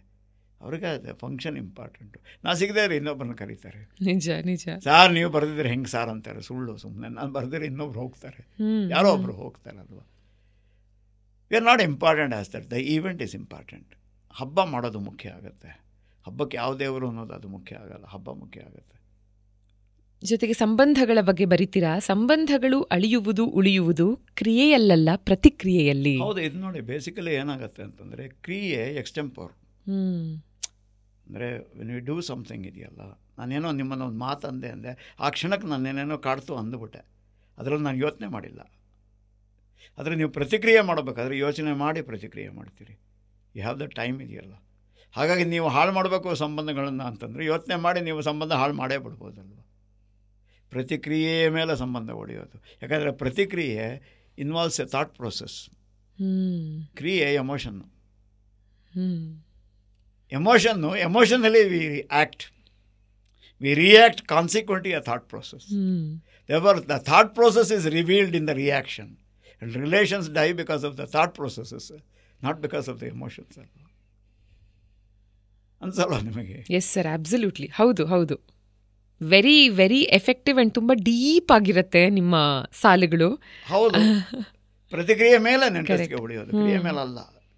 ಕ್ರಿಯೆ ಹ್ಯಾಪನ್ಸ್ ಅಷ್ಟೇ, ಅದಕ್ಕೆ ನಾವು ಹೇಗೆ ಪ್ರತಿಕ್ರಿಯಿಸ್ತೀವಿ. Death happens, how do you react to it? Yes, to react and to respond are 2 different things. ಹೌದು ಹೌದು, ಕರೆಕ್ಟ್. ಆ್ಯಂಡ್ ಮತ್ತೊಂದು ನನಗೆ ತುಂಬ ಇಷ್ಟ ಆಗಿದ್ದು, ಸಂತರು ಒಬ್ಬರೇ ಕೂರ್ತಾರೆ, ಡಕಾಯಿತರು ಗುಂಪಲ್ಲಿರ್ತಾರೆ. ಇದು ನಿಮ್ಮ ಸೀರಿಯಲಲ್ಲೂ ಬಳಸ್ಕೊಂಡಿದ್ದೀರಾ ನೀವು? ನಾಟಕದಲ್ಲೂ ಬಳಸ್ತೀನಿ. ಸಾಮಾನ್ಯವಾಗಿ ನೋಡಿ ಕಳ್ಳರೆಲ್ಲ ಒಟ್ಟಿಗೆ ಇರ್ತಾರೆ. ಅಂದರೆ ಅವರು ಒಬ್ಬರು ಬೆನ್ನನ್ನು ಒಬ್ಬರು ಕಾಯ್ತಾರೆ. ಸಂತರಿಗೆ ಏನಾಗುತ್ತೆ, ನಾನೇನು ಮಾಡೇ ಇಲ್ವಲ್ಲ, ನನಗೇನು ಭಯ ಅಂತ. ಅದರ ವಾತಾವರಣ ಬದಲಾಗಿದೆ. ಇವಾಗ ಕಳ್ಳರು ಒಬ್ಬೊಬ್ಬರು ಓಡಾಡ್ಬೋದು, ಸಂತರು ಒಬ್ಬರು ಓಡಾಡೋಕ್ಕಾಗಲ್ಲ, ಪ್ರಾಯಶಃ ಬದಲಾಗಿದೆ. ಆದರೆ ಒಂದು ಸಾಮಾನ್ಯವಾಗಿ ಕಳ್ಳರು they gang up, otherwise they feel unsafe. ಸಂತರಿಗೆ ಅನ್ಸೇಫ್ ಅಂತ ಅನ್ಸಲ್ಲ. ಆ್ಯಂಡ್ ನೀವು ಹೆಣ್ಮಕ್ಳಿಗೆ ಗಂಡಸರಿಗೆ ಇಬ್ಬರಿಗೂ ಬಹಳ ಆಪ್ತರಾಗೋದೇ ಈ ಕಾರಣಕ್ಕೆ. ಅಂದರೆ ಯಾವುದೇ ಒಂದು ಸಾಲನ್ನು ಅವ್ರು ಹೇಗೆ ಬೇಕೋ ಅದನ್ನು, ಅಂದರೆ ಇವಾಗ ನಾನು ಒಂದು ಸಾಲನ್ನು ಕೇಳಿದ್ರೆ ನನಗೆ ಆ್ಯಪ್ಟ್ ಅನ್ಕೋಬಹುದು. When the gender reverses also ಅವ್ರಿಗದು ಆ್ಯಪ್ಟ್ ಅಂತ ಅನ್ಕೋಬಹುದು, ಆ ಥರದ ಸಾಲುಗಳು. But I am very sure ಈ ಒಂದು ಸಾಲಂತೂ ಹೆಣ್ಮಕ್ಳಿಗೆ ಬಹಳ ಹತ್ತಿರವಾದಂಥ ಸಾಲು. ತವರು ಬಲವಾಗಿರಬೇಕು, ಇಲ್ಲದಿದ್ದರೆ ಸೇರಿದ ಮನೆಯಲ್ಲಿ ಪಟ್ಟ ಇರಲ್ಲ. ಅದೇನಾಗುತ್ತೆ, ತವರು ಬಲವಾಗಿರಬೇಕು ಅನ್ನೋ ತವರಿಂದ ಏನೋ ಬರಬೇಕು ಅಂತಲ್ಲ. You have a place to go ಅಂದಾಗ I have more respect for you. Correct. ಬಿಟ್ಟು ಎಲ್ಲಿಗೆ ಹೋಗ್ತಾಳೆ, ಇಲ್ಲೇ ಇರಬೇಕಲ್ಲ. ಕಾಲದಿಂದ ಇದು ಗಟ್ಟಿ. ಅಂದರೆ ನಮಗೆಲ್ಲೋ ಒಂದು ಕಡೆ ನಮಗೆ ವಸ್ತುವಾಗಿ ನೋಡ್ತೀವಿ ನಾವು. ಅದೇ ನೋಡಿ ಸಮಸ್ಯೆ ಏನು ಅಂತಂದರೆ, ನನಗೆ ಸಾಕಿದ ಪ್ರಾಣಿ ವಸ್ತುವಾಗಲ್ಲ, ನನಗೆ ಕೊಂಡುಕೊಂಡ ವಿಷಯಗಳೆಲ್ಲ ಅದು ವಸ್ತು ಅಂದರೆ, ಬಟ್ ಹೆಂಡತಿ ವಸ್ತು ಆಗ್ತಾಳೆ. ಯಾಕೆ ಆಗ್ತಾಳೆ ಅಂತ ಇನ್ನೂ ಅರ್ಥ ಆಗಿಲ್ಲ ನನಗೆ. ಯಾಕಂದ್ರೆ ನಾನು ಬಿಟ್ಟರೆ ಇನ್ಯಾರು ನೋಡ್ತಾರೆ ಅನ್ನೋ ಪ್ರಶ್ನೆ. ಅಂದರೆ ಸಾಕೋದು ದೊಡ್ಡ ವಿಷಯನ. ಹಾಗಾಗಿಯೇ ನಿಮಗೆ ವಿಷಯ ಬಂದದ್ದು ಏನಂದರೆ, ಹೆಂಗಸರು ಓದಿ ಕೆಲಸಕ್ಕೆ ಸೇರಿದ್ರೆ ಫೈನಾನ್ಷಿಯಲ್ ಇಂಡಿಪೆಂಡೆನ್ಸ್ ಬರುತ್ತೆ, ಆವಾಗ ಬರುತ್ತೆ ಅಂತ. ಹಾಗಾದರೂ ಫೈನಾನ್ಷಿಯಲ್ ಇಂಡಿಪೆಂಡೆನ್ಸ್ ಬರಲ್ಲ.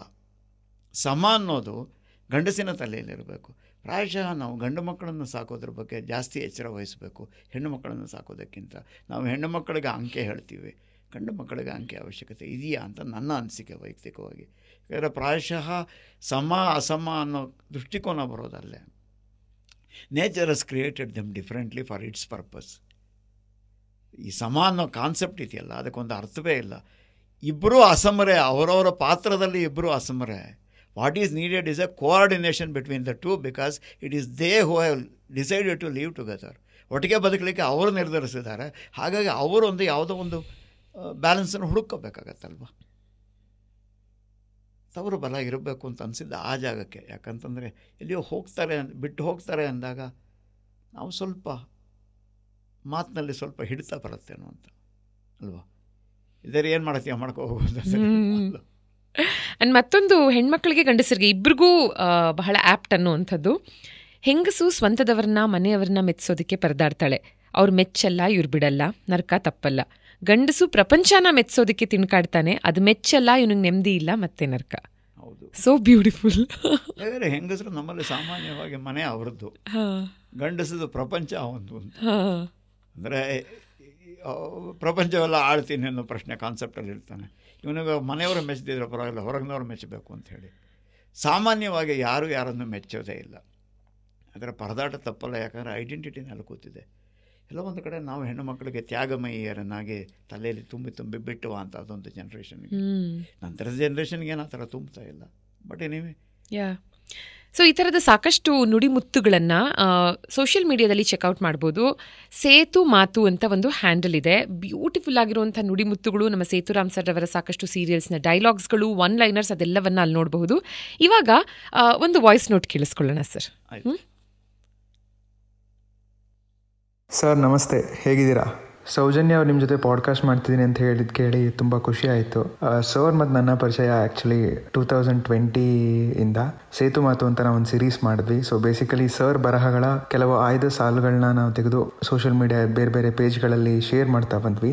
ಅದು ಎಷ್ಟರ ಮಟ್ಟಿಗೆ ರೀಚ್ ಆಯಿತು ಅಂದರೆ, ಕರ್ನಾಟಕ ಒಂದೇ ಅಲ್ಲ, ಬೇರೆ ಬೇರೆ ದೇಶಗಳಲ್ಲಿ ನಾವು ಅಂದ್ಕೊಂಡಿದ್ದಕ್ಕಿಂತ ಜಾಸ್ತಿ ರೀಚ್ ಆಯಿತು. ಹಾಗೆ ಈ ಪ್ರತಿಯೊಂದು ಸಾಲುಗಳ ಹಿಂದಿನ ಥಾಟ್ ಪ್ರೊಸೆಸ್ ಬಗ್ಗೆ ನಾವು ತುಂಬ ಡಿಸ್ಕಸ್ ಮಾಡ್ತಾ ಇದ್ವಿ. ಮತ್ತು ಎಷ್ಟೊಂದು ಲೈವ್ ಸೆಷನ್ಗಳಲ್ಲಿ ಆಡಿಯನ್ಸಸ್ ಲೈವಲ್ಲಿ ಕೇಳ್ತಾ ಕ್ವಶನ್ಸ್ಗಳಿಗೆ ಸರ್ ಆನ್ಸರ್ ಮಾಡ್ತಿದ್ದ ರೀತಿಯಿಂದ ತುಂಬ ಕಲಿಯಕ್ಕೆ ಸಿಕ್ಕಿದೆ. ನನಗೆ ಇವಾಗ್ಲೂ ಎಷ್ಟೊಂದು ಜನ ಮೆಸೇಜ್ ಮಾಡ್ತಿರ್ತಾರೆ ಕೆಲವೊಂದು ಲೈನ್ಗಳು ಅವ್ರ ಜೀವನದಲ್ಲಿ ಹೇಗೆಲ್ಲ ಹೆಲ್ಪ್ ಆಗಿದೆ ಅಂತ. ಆ್ಯಂಡ್ ಎಷ್ಟೊಂದು ಜನ ಈ ಸೇತು ಮಾತು ಕೆಲವೊಂದು ಕೋಟ್ಸ್ಗಳನ್ನ ಪ್ರಿಂಟ್ ತೆಗೆದು ಅವ್ರ ಆಫೀಸ್ ಡೆಸ್ಕಲ್ಲಿ ಇಟ್ಕೊಂಡಿರೋದೆಲ್ಲ ಕಳಿಸ್ತಾ ಇರ್ತಾರೆ. ಸೊ ಅದನ್ನೆಲ್ಲ ನೋಡಿದಾಗ ತುಂಬ ಖುಷಿ ಆಗುತ್ತೆ. ಆ್ಯಂಡ್ ರೀಸೆಂಟಾಗಿ ಆಪರೇಷನ್ ಸಿಂಧೂರ್ ಆದಾಗ ಎಷ್ಟೊಂದು ಕೋಟ್ಸ್ಗಳು ಅದಕ್ಕೆ ರಿಲೇಟ್ ಆಗೋ ಥರ ಇತ್ತು. ಆ್ಯಂಡ್ ಅದನ್ನು ತುಂಬ ಜನ ಶೇರ್ ಮಾಡಿ ಅಪ್ರಿಷಿಯೇಟ್ ಮಾಡ್ತಾಯಿದ್ರು.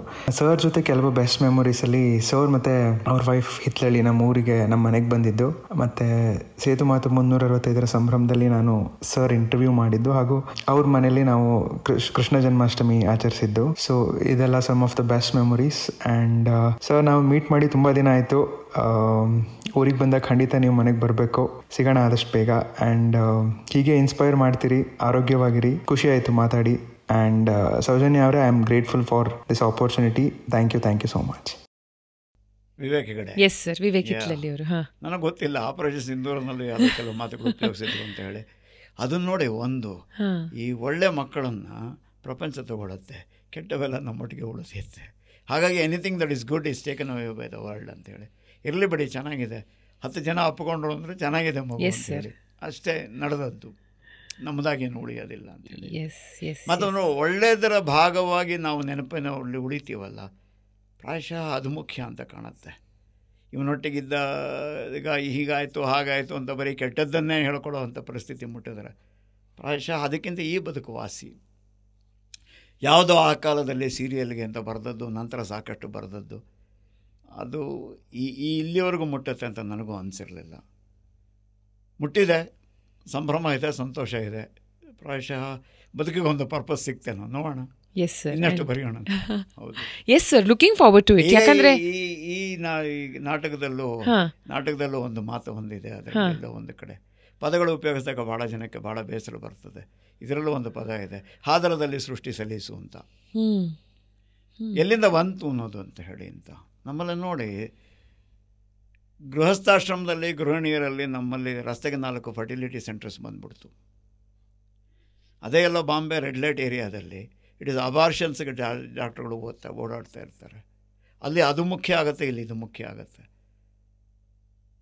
ಇದೇ ಅಲ್ಲಿದ್ದು ಅದು ಇಲ್ಲಿದ್ದರೆ ಎರಡೂ ಕಡೆ ಸಮಸ್ಯೆ ಇಲ್ಲ. ಅಲ್ಲಿ ಕ್ರಿಯೇಟಿವ್ ಅನ್ನೋದು ಅಷ್ಟು ಫಾಸ್ಟಾ ಸೃಷ್ಟಿ, ಅಲ್ಲಿ ಬದುಕೋದಕ್ಕೆ ಅದು ಬೇಕಿಲ್ಲ, ಆದರೆ ಅಲ್ಲಿದೆ ಜಾಸ್ತಿ. ಇಲ್ಲಿ ಬದುಕಿಗೆ ಅದು ಬೇಕು, ಇಲ್ಲದಿಲ್ಲ. ಈ ನಾಟಕದಲ್ಲೇ ಒಂದು ಮಾತು ಬರುತ್ತೆ, ಭಾಳ ಚೇಂಜ್ ಬದಲಾಗಿದೆ ಎಲ್ಲಿ ಅಂದರೆ, ಮನೆಯಲ್ಲಿ 4 ತೊಟ್ಲು ತೂಗೋದು, ಈಗ ರಸ್ತೆಗೆ 4 ಫರ್ಟಿಲಿಟಿ ಸೆಂಟರ್ ಅಂತ. That's a change. Somebody has to think about that. Correct. ನಾವು ಮೇಲ್ ಸುಪ್ರಮೇಸಿ ಬಗ್ಗೆ ಮಾತಾಡ್ಬಿಟ್ವಿ, ಗಂಡು ಮಕ್ಕಳು ಅಂತ ಮಾತಾಡ್ಬಿಟ್ವಿ. ಭಾಳ ಹೋಗಿದೆ, ಅದಿಲ್ಲ ಅಂತ ನಾನು ಹೇಳಲ್ಲ. ಈಗೇನು ಅದಂತ ತಲೆಯಲ್ಲಿ ಉಳಿದಿಲ್ಲ, ಯಾರು ಹೆಣ್ಮಗು ಗಂಡು ಮಗು ಅಂತ ಯೋಚನೆ ಮಾಡಲ್ಲ, ಅಷ್ಟರ ಮಟ್ಟಿಗೆ ಬದಲಾಗಿದೆ.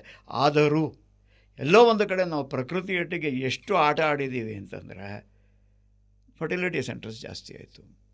ಇಟ್ಸ್ ಬಿಕಾಸ್ ಆಫ್ ದ ನೇಚರನ್ನು ನಾವು ಕೆಟ್ಟದಾಗಿ ನಡೆಸ್ಕೊಂಡಿದ್ದೀವಲ್ವ. We have tinkered everything.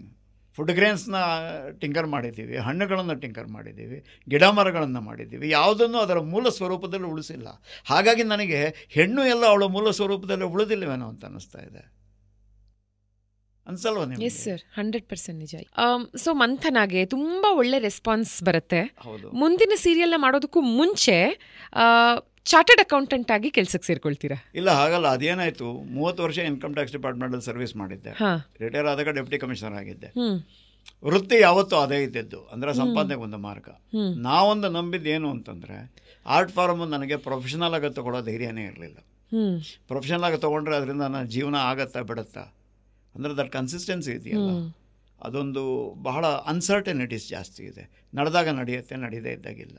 ನಮ್ಮಲ್ಲಿ ಸಾಮಾನ್ಯವಾಗಿ ನಾವು ಹೇಳ್ತೀನಿ ಕೇಳಿ, ಫಿಲ್ಮ್ನಲ್ಲಿ ಆ್ಯಕ್ಟಿಂಗ್ನು ನಾವು ಪ್ರೊಫೆಷನಲ್ ಆಗಿ ತೊಗೋತೀವಿ ಅಂತೀವಿ. ಫಿಲ್ಮ್ನಲ್ಲಿ ಸಕ್ಸಸ್ ಆದವರು 8 ಜನ ಇದ್ದಾರೆ.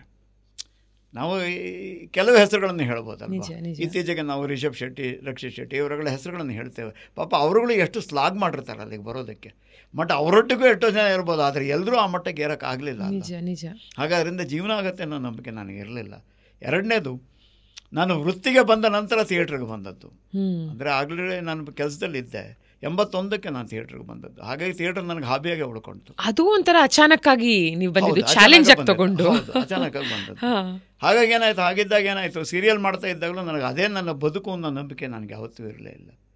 285 ಎಪಿಸೋಡ್ ಮುಗೀತು, 1 ವರ್ಷ ಮುಗಿದೋಯ್ತು ಸೀರಿಯಲ್ಲು. ನನಗೆ 54 ಕೆಲಸಕ್ಕೆ ಬಿಟ್ಟೆ, ಅವಾಗ ಇನ್ನೂ 55. ಸರ್ವಿಸಲ್ಲೇ ಇದ್ದರೆ 60ರವರೆಗೂ ಸರ್ವಿಸ್ ಮಾಡ್ಬೋದು. ಕರೆಕ್ಟ್. ಆಗ ಈ ಅವಕಾಶ ಬಂತು. ಪರಿಚಯದವರು ಚಾರ್ಟರ್ಡ್ ಅಕೌಂಟೆಂಟು ಕೆಲಸಕ್ಕೆ ಅಂತ ಕೇಳಿದ್ರು. ಕೆಲಸಕ್ಕೆ ಬರ್ತೀರಾ ಅಂತ ಹೇಳಿ ನಾನು of course I jumped at it. ಹಾಗಾಗಿ ಅಲ್ಲಿ ಕೆಲಸಕ್ಕೆ ಸೇರಿದೆ. ಅದಾದ ನಂತರ ಸೀರಿಯಲ್ ಮಾಡಿದಾಗಲೂ ನಾನು ಕೆಲಸ ಬಿಟ್ಟು ಮಾಡೋಕ್ಕಾಗಲಿಲ್ಲ. ಇವಾಗಲೂ ಮಾಡ್ತಿದ್ದೀರಾ ಅನ್ಸುತ್ತಲ್ವಾ ಸರ್? ಹೌದು, ಈಗ ಕೆಲಸ ಕಂಟಿನ್ಯೂ ಆಗ್ತಿದೆ. ಅರ್ಧ ದಿನ ಹೋಗ್ತೇನೆ.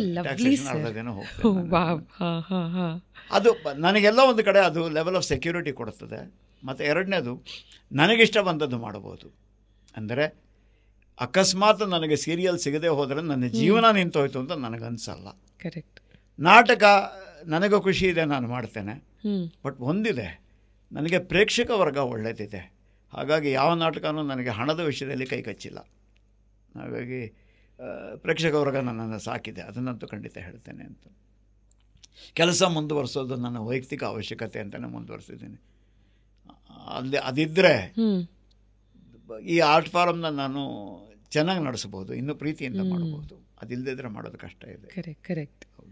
ಆ್ಯಂಡ್ ಮಂಥನಾದ ನಂತರ ಕಮ್ಸ್ ಅನಾವರಣ. ಹೌದು.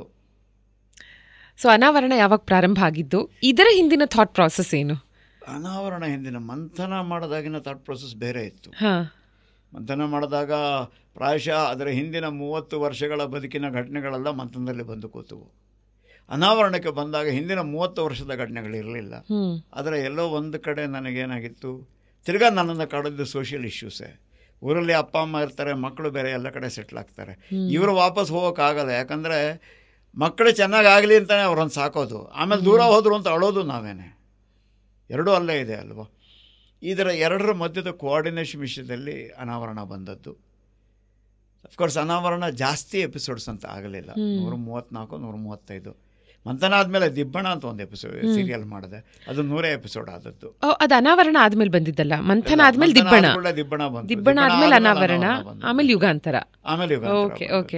ಬಟ್ ಎಲ್ಲದರಲ್ಲೂ ನಾನು ಮುಟ್ಟಕ್ಕೆ ಇಷ್ಟಪಟ್ಟದ್ದು ಸೋಷಿಯಲ್ ಇಶ್ಯೂಸೇ. Correct correct. ಬ್ಯೂರೋಕ್ರಸಿ ಒಂದು ಭಾಗ ಆಗೇ ಇದೆ, ವ್ಯವಸ್ಥೆ ಇದೆ, ಮತ್ತು ರಾಜಕೀಯದವರು ಒಂದು ಭಾಗ ಆಗೇ ಇರ್ತಾರೆ ಎಲ್ಲದರಲ್ಲೂ ಕೂಡ.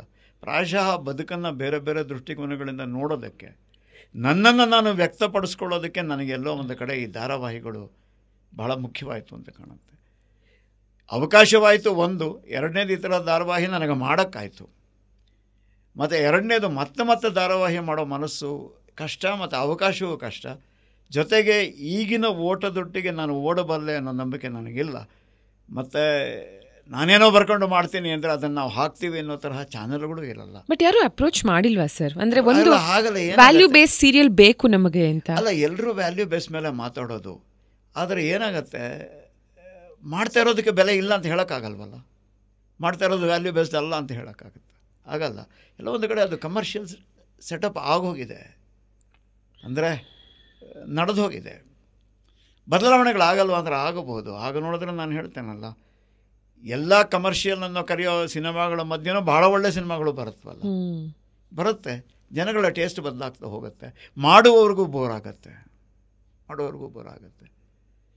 ಎಲ್ಲೋ ಒಂದು ಕಡೆ ಒಂದು ಪಾರ್ಟಿಷನ್ ಬೇಕು ಅಂತ ಕಾಣುತ್ತೆ. ಎಲ್ಲೋ ಒಂದು ಕಡೆ ಸ್ಕ್ರಿಪ್ಟ್ ರೈಟರ್ ಅಂದರೆ ಅವನು ಸ್ಕ್ರಿಪ್ಟೇ ಮಾಡಬೇಕು, ಆ್ಯಕ್ಟ್ರೇ ಆ್ಯಕ್ಟ್ ಮಾಡಬೇಕು, ಡೈರೆಕ್ಟ್ರೇ ಡೈರೆಕ್ಟ್ ಮಾಡಬೇಕು, ಈ ಭಾಗ ಬೇಕು ಅಂತ ಕಾಣುತ್ತೆ. ಎಲ್ಲರೂ ಎಲ್ಲವನ್ನೂ ಮಾಡಬಹುದು ಅನ್ನೋ ಒಂದು ಭಾವ ಬಂದರೆ ಭಾಳ ಕಷ್ಟ ಆಗ್ಬೋದೇನೋ ಅಂತ. ಆಕ್ಸೆಸಿಬಿಲಿಟಿ ಅಲ್ವಾ, ಈಗ ಆಕ್ಸೆಸಿಬಿಲಿಟಿ ಎಲ್ಲಿವರೆಗೂ ಇದೆ ಅಂತಂದರೆ ಎಲ್ಲರೂ ಒಂದು ಚೂರು ಶೂಟ್ ಮಾಡಿ ಏರ್ ಮೇಲೆ ಹಾಕ್ತಾ ಇರ್ತಾರೆ. ಸಾಮಾಜಿಕ ಜಾಲತಾಣ ಅಂದರೆ ಫೇಸ್ಬುಕ್ಕಲ್ಲಿ ಎಲ್ಲೋ ಚೂರು ಶೂಟ್ ಮಾಡಿ ಹಾಕ್ತಾ ಇರ್ತಾರೆ, ಎಲ್ಲರೂ ಆ್ಯಕ್ಟ್ ಮಾಡೋಕ್ಕೆ ಟ್ರೈ ಮಾಡ್ತಾ ಇರ್ತಾರೆ. ಪ್ರಯತ್ನ ಮಾಡಬಾರ್ದು ಅಂತಲ್ಲ, ಆದರೆ ಒಂದು ಗಾಢವಾದ ಒಂದು ವಿಷಯ ಆಚೆಗೆ ಬರಬೇಕಾದ್ರೆ ಅದಕ್ಕೇನೋ ಒಂದು ಬೇಸ್ ಬೇಕು ಅಂತ ನನಗನ್ಸುತ್ತೆ ವೈಯಕ್ತಿಕವಾಗಿ.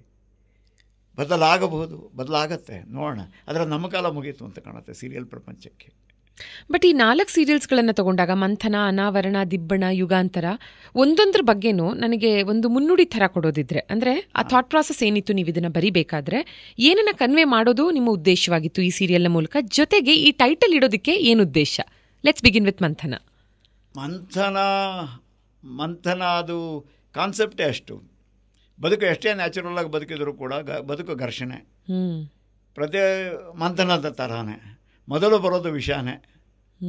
ಅಮೃತ ಯಾವತ್ತೂ ಮೊದಲು ಬರೋದೇ ಇಲ್ಲ. ಪ್ರಾಯಶಃ ಎಲ್ಲ ನೆಂಟಸಿಗೆಗಳಲ್ಲೂ ಮೊದಲು ಹುಟ್ಟೋದು ವಿಷಾನೇ ಅಂತ ಕಾಣುತ್ತೆ. ಅದು ಸೆಟಲ್ ಡೌನ್ ಆದರೆ, ಅದು ಜೀರ್ಣ ಮಾಡ್ಕೊಂಡ್ರೆ ಅಮೃತ ಬರುತ್ತೆ. ನಮ್ಮಲ್ಲೆಲ್ಲೋ ವಿಷ ಜೀರ್ಣ ಮಾಡ್ಕೊಳ್ಳೋದಿಲ್ಲ ನಾವು. ವಿಷದ ಸಮಯದಲ್ಲೇ ಜೀವನನೇ ಮುಗಿದು ಹೋಗ್ಬಿಡುತ್ತೆ. ಹಾಗಾಗಿ ನಮ್ಮಲ್ಲಿ ಬೇರೆ ಬೇರೆಯಾಗಿ ಬದುಕೋದು ಜಾಸ್ತಿ ಇರಬೇಕೇನೋ ಅಂತ. ಮಂಥನದಲ್ಲಿ ನನಗೆ ಕಾಡಿದ್ದು ಅದು.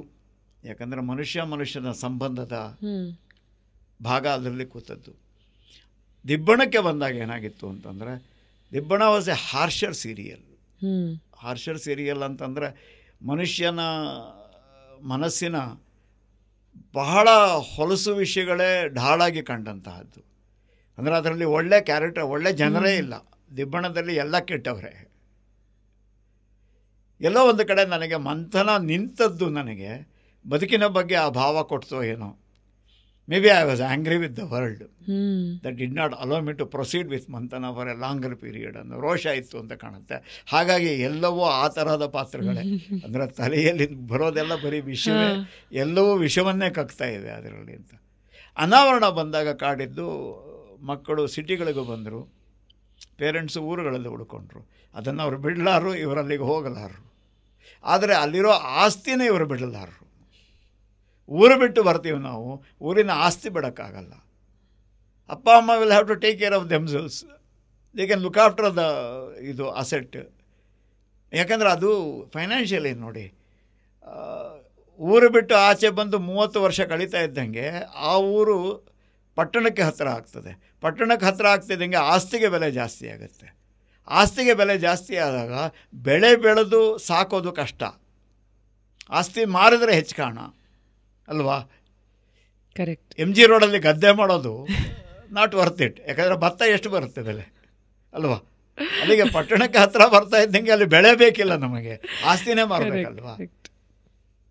ಆ ಕಾನ್ಸೆಪ್ಟ್ ಅದು ವೆಸ್ಟರ್ನ್ ಕಾನ್ಸೆಪ್ಟು. ಬ್ರಿಟಿಷರು ನಮ್ಮ ತಲೆಯಲ್ಲಿ ತುಂಬಿತ್ತು. ಯಾಕಂದರೆ ಅವರು ಲೂಟಿಗೆ ಬಂದದ್ದು. ಹಾಗಾಗಿ ಅವ್ರು ಏನು ಮಾಡಿದ್ರು, ಇದನ್ನು ವನ್ಯ ಸಂಪತ್ತು ಅಂತ ಕರೆದ್ರು. ನಮ್ಮ ದೇಶದ್ದು ಖನಿಜ ಸಂಪತ್ತು ವನ್ಯ ಸಂಪತ್ತು ಅಂತ. ಇಟ್ ಈಸ್ ನ್ಯಾಚುರಲ್ ವೆಲ್ತ್ ಅಂತ. ಯಾವಾಗ ಅದು ವೆಲ್ತ್ ಆಗತ್ತೆ ಹೇಳಿ? ಮಾರ್ಕೊಂಡು ತಿಂದರೆ. ನನ್ನ ಮನೆಯ ಕುಕ್ಕರು ಕಳ್ತನ ಮಾಡ್ಕೊಂಡು ಹೋಗೋವನಿಗೆ ವೆಲ್ತ್, ಅದು ಕುಕ್ಕರ್ ಅಲ್ಲ ಅಲ್ವಾ? ಈ can sell it and make money. ಆದರೆ ನನಗೆ ಅದು ರಿಕ್ವೈರ್ಮೆಂಟ್ ಆಫ್ ಲೈಫ್. ಕರೆಕ್ಟ್ ಅಲ್ಲ, ಅನ್ಸಲ್ವಾ ನಿಮಗೆ? ಹಾಗಾಗಿ ಇದು ಯಾವುದು ಸಂಪತ್ತಲ್ಲ, ಇದು ರಿಕ್ವೈರ್ಮೆಂಟ್ ಆಫ್ ಲೈಫ್. ಇದನ್ನು ಇಟ್ಕೊಂಡು ಇದರ ಫಲದ ಮೇಲೆ ನಾನು ಬದುಕ್ತೀನಿ. ಬ್ರಿಟಿಷರಿಗೆ ಏನಾಗತ್ತೆ ಹೇಳಿ? ಸೀಬೆ ಮರ ಕಡಿದು ತೊಗೊಂಡು ಹೋಗ್ಬಿಡ್ತಾರೆ. ಯಾಕಂದರೆ ಮರವನ್ನೇ ಏನಕ್ಕಾದ್ರು ಉಪಯೋಗಿಸ್ತಾರೆ. ನನಗದು ವರ್ಷ ಸೀಬೆ ಹಣ್ಣು. ಮಾವಿನ ಮರ ಕಡಿದು ತೊಗೊಂಡೋಗಿ ಬಾಗಿಲು ಮಾಡ್ಕೋತಾರೆ. ಯಾಕಂದರೆ ಅವರ ಕಳ್ತನಕ್ಕೆ ವರ್ಷ ಕೂತ್ಕೊಂಡು ಹಣ್ಣು ಕಾಯೋಕ್ಕಾಗಲ್ಲ ಅವರು. ಆದರೆ ನನಗೆ ಮರ ಹಣ್ಣು ಕೊಡುತ್ತೆ ವರ್ಷ. ನನಗಾಗತ್ತೆ, ನನ್ನ ಮುಂದಿನ ಜನ್ರೇಷನ್ಗಾಗತ್ತೆ. ಹಾಗಾಗಿ ನಾನು ಹೇಳ್ತಾ ಇರೋದು, ನಮಗದು ಸಂಪತ್ತಲ್ಲ. That is a thing to be saved for the future. It's my capital which is not suppose to be lost ಅಲ್ವಾ? ಈ ದೃಷ್ಟಿಕೋನದಲ್ಲಿ ಅನಾವರಣ ಬಂದದ್ದು. ಯುಗಾಂತರ ಬಂದದ್ದು ಅದೇ ಕಾಲ. ಅವತ್ತಿಗೆ ಇವತ್ತಿಗೆ ಬದಲಾಗಿದೆ ಅಂತ ಅಂದುಕೊಂಡೆ. ಏನೂ ಬದಲಾಗಿಲ್ಲ. Socially everything has remained the same. ಪ್ರಾಯಶಃ ಆ ವಿಷಾದ ಯುಗಾಂತರದಲ್ಲಿ ಜಾಸ್ತಿ ಇದೆ. ಅಂದರೆ ಮಂಥನ ದಿಬ್ಬಣ ಅನಾವರಣ ಮಾಡಿದಾಗ ಬದಲಾಗತ್ತೆ ಅನ್ನೋ ಭಾವಗಳು ಬಹಳ ಕಾಡಿದ್ವು. ಯುಗಾಂತರ ಮಾಡಿದಾಗ ಇದು ಯಾವುದು ಬದಲಾಗದೇ ಇಲ್ಲ. ನಾವು ಇದಕ್ಕೆ ಎಷ್ಟು ಹೊಂದ್ಕೋಬೇಕು, ಈ ಹೊಂದಾವಣಿಕೆಯಲ್ಲಿ ಎಷ್ಟು ಎಥಿಕ್ಸ್ ಮಾರಲ್ಸ್ ಉಳಿಸ್ಕೋಬೋದು, ಈ ದೃಷ್ಟಿಕೋನದ ಹುಡುಕಾಟ ಯುಗಾಂತರದಲ್ಲಿ ಆದದ್ದು. ಬಟ್ ಯುಗಾಂತರ ಬಗ್ಗೆ ನನಗೆ ಪ್ರೀತಿ ಜಾಸ್ತಿ ಯಾಕಿದೆ ಅಂತಂದರೆ, ಅವರು ಚಾನಲ್ನವರು ಬಂದರು, 1 ವರ್ಷ ಅಂತಲೇ ಒಪ್ಪಿದ್ದು, 1 ವರ್ಷ ಪೂರ್ತ ಮಾಡೋದಕ್ಕೆ ಬಿಟ್ಟರು. ಮತ್ತು ನಾನು ಬರೆದದ್ದನ್ನು ಯಾವುದು, ಅಫ್ಕೋರ್ಸ್ ಇನ್ನು ಯಾವ ಸೀರಿಯಲ್ಲು ನಾನು ಬರೆದದ್ದು ಯಾವುದು ಬದಲಾಗಿಲ್ಲ. ಬರೆದದ್ದನ್ನು ಹಾಗೆ ಪ್ರೆಸೆಂಟ್ ಮಾಡೋಕ್ಕಾಗಿಲ್ಲ. ಬೇರೆ ಯಾವ ಚಾನಲ್ನವರು ನನಗೆ ಸೀರಿಯಲ್ ಮಾಡು ಅಂತ ಹೇಳದೇ ಇದ್ದ ಕಾಲದಲ್ಲಿ ಈ ಚಾನಲ್ದು ಸಿರಿ ಕನ್ನಡದವರು ಬಂದು ನನಗೆ ಕೊಟ್ಟು ಮಾಡಿಸಿದ್ರು. ಅದರ ಬಗ್ಗೆ ನನಗೆ ಗೌರವ ಇದೆ ಅಷ್ಟೇ. ಬಟ್ ಆಫ್ಕೋರ್ಸ್ 4 ಸೀರಿಯಲ್ ನಾನು ಮಾಡೋದನ್ನು ಎಂಜಾಯ್ ಮಾಡಿದ್ದೀನಿ. ಆವತ್ತಿನ ಮನಸ್ಥಿತಿ ಮೇಲೆ ಆಯಾ ಸೀರಿಯಲ್ ಬಂದಿದೆ. Probably I have also grown. ನಿಮ್ಮ ಜೊತೆ ಈ ಸೀರಿಯಲ್ಸ್ಗಳಲ್ಲಿ ಕೆಲಸ ಮಾಡಿದವರು, ನಿಮ್ಮ ಜೊತೆ ಒಳ್ಳೆಯ ಒಡನಾಟದಲ್ಲಿರುವಂತಹ ಸಾಕಷ್ಟು ಜನ ಹೇಳೋದೇನೆಂದರೆ, ಈ ಎಲ್ಲ ಸೀರಿಯಲ್ಸು ಇಟ್ ವಾಸ್ ನಾಟ್ ಪ್ಲ್ಯಾಂಡ್ ಇಷ್ಟು ಬೇಗ ಎಂಡ್ ಆಗೋದಕ್ಕೆ. So you were asked to end it ಅಂತ. ಆದರೂ ಅದಕ್ಕೊಂದು ಲಾಜಿಕಲ್ ಎಂಡಿಂಗ್ನ ನೀವು ಕೊಟ್ರಿ ಅಂತ ಹೇಳ್ತಾರೆ sir. Your thoughts on that? Manthana Dibbana ಅನಾವರಣ 3 ಸೀರಿಯಲ್ಲು ಅಷ್ಟು ಬೇಗ ಮುಗಿಯುತ್ತೆ ಅಂತ ನನಗನ್ಸಿರಲಿಲ್ಲ. ಅಂದರೆ ಮುಗಿಸ್ಬೇಕು ಅಂತಾಯಿತು, ಮುಗಿಸಿದ್ದಾಯಿತು ಅಂತ. ಲಾಜಿಕಲ್ ಎಂಡ್ ಯಾಕೆ ಕೊಟ್ಟೆ ಅಂತಂದರೆ, ಪ್ರಪಂಚಕ್ಕೆ ಇದು ಪಟ್ಟಂತ ಮುಗೀತು ಅಂತ ಪ್ರಪಂಚಕ್ಕೆ ಕಾರಣಗಳು ಗೊತ್ತಿರೋದಿಲ್ಲ. ಪ್ರಪಂಚ ನೋಡೋದು ಅದನ್ನೊಂದು ಪ್ರಾಡಕ್ಟಾಗಿ, ಅದು ಒಂದೇ ದಿನಕ್ಕೆ ಎಂಡಾದರೂ ನಾನು ಅದಕ್ಕೊಂದು ಎಂಡ್ ಕೊಡಬೇಕು ಬಿಡಬೇಕು. ಎಂಡ್ ಕೊಡೋದಲ್ಲೇ ಇದ್ರೆ ಏನಾಗುತ್ತೆ ಅಂದರೆ, it's A reflection on my thought process ಅಲ್ವಾ? ಸನ್ನಿವೇಶಗಳು ಏನೇ ಆಗಬಹುದು. ನಾನು ಹೇಳ್ತಾ ಇರೋದು ಸನ್ನಿವೇಶಗಳು ಹಂಗಾದವು ಅಂತ ಹೇಳಿ ನಾವು ಡೈಲ್ಯೂಟ್ ಆಗಬಾರ್ದಲ್ವಾ? ಎಲ್ಲೋ ಒಂದು ಕಡೆ ನಾನು ಹೇಳ್ತೀನಿ ಕೇಳಿ, ಇಕ್ಕಟ್ಟಿಗೆ ನೀವು ಯಾವುದೋ ಒಂದು ಕೆಲಸ ಮಾಡ್ತಾ ಇರ್ಬೋದು, ಅದು ನಿಮ್ಮ ಇಕ್ಕಟ್ಟು. ದಾಕ್ಷಿಣ್ಯಕ್ಕೆ ನೀವು ಮಾಡ್ತಾ ಇರ್ಬೋದು. ಹಾಗಿದ್ದರೂ ಕೂಡ ಪ್ರಾಡಕ್ಟನ್ನು ಪ್ರಪಂಚ ನೋಡುತ್ತೆ. ನಿಮ್ಮ ಸನ್ನಿವೇಶ ಪ್ರಪಂಚಕ್ಕೆ ಗೊತ್ತಿಲ್ಲ. ಅದು ಪ್ರಾಡಕ್ಟ್ ಮೂಲಕ ನಿಮ್ಮನ್ನೇ ಜಡ್ಜ್ ಮಾಡುತ್ತಲ್ವ? ಹಾಗಾಗಿ ಯಾವುದೇ ಸನ್ನಿವೇಶದಲ್ಲಿದ್ದರೂ ಕೂಡ ಪ್ರಾಡಕ್ಟು ನನ್ನೊಟ್ಟಿಗೆ ಗುರುತಿಸೋದ್ರಿಂದ ಪ್ರಾಡಕ್ಟು ಹಾಳಾಗಬಾರ್ದು ಅನ್ನೋ ದೃಷ್ಟಿಕೋನದಲ್ಲಿ ನಾನು ನಡೆಸಬೇಕಲ್ವ? ಹಾಗಾಗಿ ಎಲ್ಲಕ್ಕೂ ಲಾಜಿಕಲ್ ಎಂಡಿಂಗ್ ಇದೆ. ಪ್ರಾಯಶಃ ಇನ್ನು 30 ಎಪಿಸೋಡ್ ಮುಂಚೆನೇ ಮುಗಿದಿರೋ ಲಾಜಿಕಲ್ ಎಂಡಿಂಗ್ ಬಂದಿರೋದು. ಸರ್, ಇವತ್ತಿನ ಡೇ ಆ್ಯಂಡ್ ಏಜ್ಗೆ ಒಂದು ಸೀರಿಯಲ್ ಮಾಡಿ ನೀವು ಅನ್ನೋದಿದ್ರೆ ಯಾವ ಸಬ್ಜೆಕ್ಟ್ನ ಆರಿಸ್ಕೊಳ್ತೀರಾ? ಒಂದು ಹೈಪೋಥೆಟಿಕಲ್ ಸಿಚುವೇಶನ್ ಅಂತ. ಬದುಕೆ. So nice. ಎಸ್, ಅದೇ ಬೇಕಿರೋದು ಇವಾಗ. ಮತ್ತೆ ಬದುಕೆ. ಯಾಕೆಂತಂದರೆ ಬದುಕಿನಲ್ಲಿ ಇರುವಷ್ಟು ಇಂಟ್ರೆಸ್ಟ್ ಇನ್ನು ಯಾವುದ್ರಲ್ಲೂ ಇಲ್ಲ. ಮತ್ತು ನಾನು ಬದುಕನ್ನು ಭಾಳ ಪ್ರೀತಿಸ್ತೀನಿ. ಅಫ್ಕೋರ್ಸ್ ನಾನು ಯಾವಾಗಲೂ ಹೇಳ್ತೀನಿ, ನಾನು ಯಾರಿಗೋಸ್ಕರನೂ ಬದುಕಿಲ್ಲ, ನಾನು ನನಗೋಸ್ಕರ ಬದುಕಿದ್ದೀನಿ. I love my life because I want to live. ಅಷ್ಟೇ. It is as simple as that. ನಮ್ಮಲ್ಲಿ ಭಾಳ ಸನ್ನಿವೇಶ ಇದೆ. ಯಾರಿಗೋಸ್ಕರನೋ ಬದುಕ್ತಾ ಇದ್ದೀವಿ, ಯಾರಿಗೋಸ್ಕರನೋ ಯಾರೂ ಬದುಕಿಲ್ಲ. ಆದರೆ ಹೇಳ್ಕೊತಾರೆ ಅಷ್ಟೇ, ಯಾರಿಗೋಸ್ಕರನೋ ಬದುಕಿದ್ದೀವಿ ಅಂತ. ನನ್ನಿಂದನೇ ಎಲ್ಲ, ಏನಿಲ್ಲ ನನ್ನಿಂದ. Things happen. ಮತ್ತು ಬಹಳಷ್ಟು ವಿಷಯಗಳಾದಾಗ ಹೇಳೋದೇನು ಅಂತಂದರೆ, ನಾನು ಮಾಡಿದೆ ಅನ್ನೋದು ಸುಳ್ಳಾಗತ್ತೆ. ಆ ಸನ್ನಿವೇಶ ಆ ಕ್ಷಣದಲ್ಲಿ ನೀವು ಅಲ್ಲಿದ್ದರೆ ಹಾಗಾಗಿ ಅದು ನಿಮ್ಮದು. ಪ್ರಾಯಶಃ ನೀವು ಅಲ್ಲಿಲ್ಲದಿದ್ರೆ ಅದು ನಿಮ್ಮದು ಆಗಿರ್ತಾನೆ ಇರಲಿಲ್ಲ ಅಲ್ವಾ. ಹೇಳೋದು ಕಷ್ಟ ಅದನ್ನು.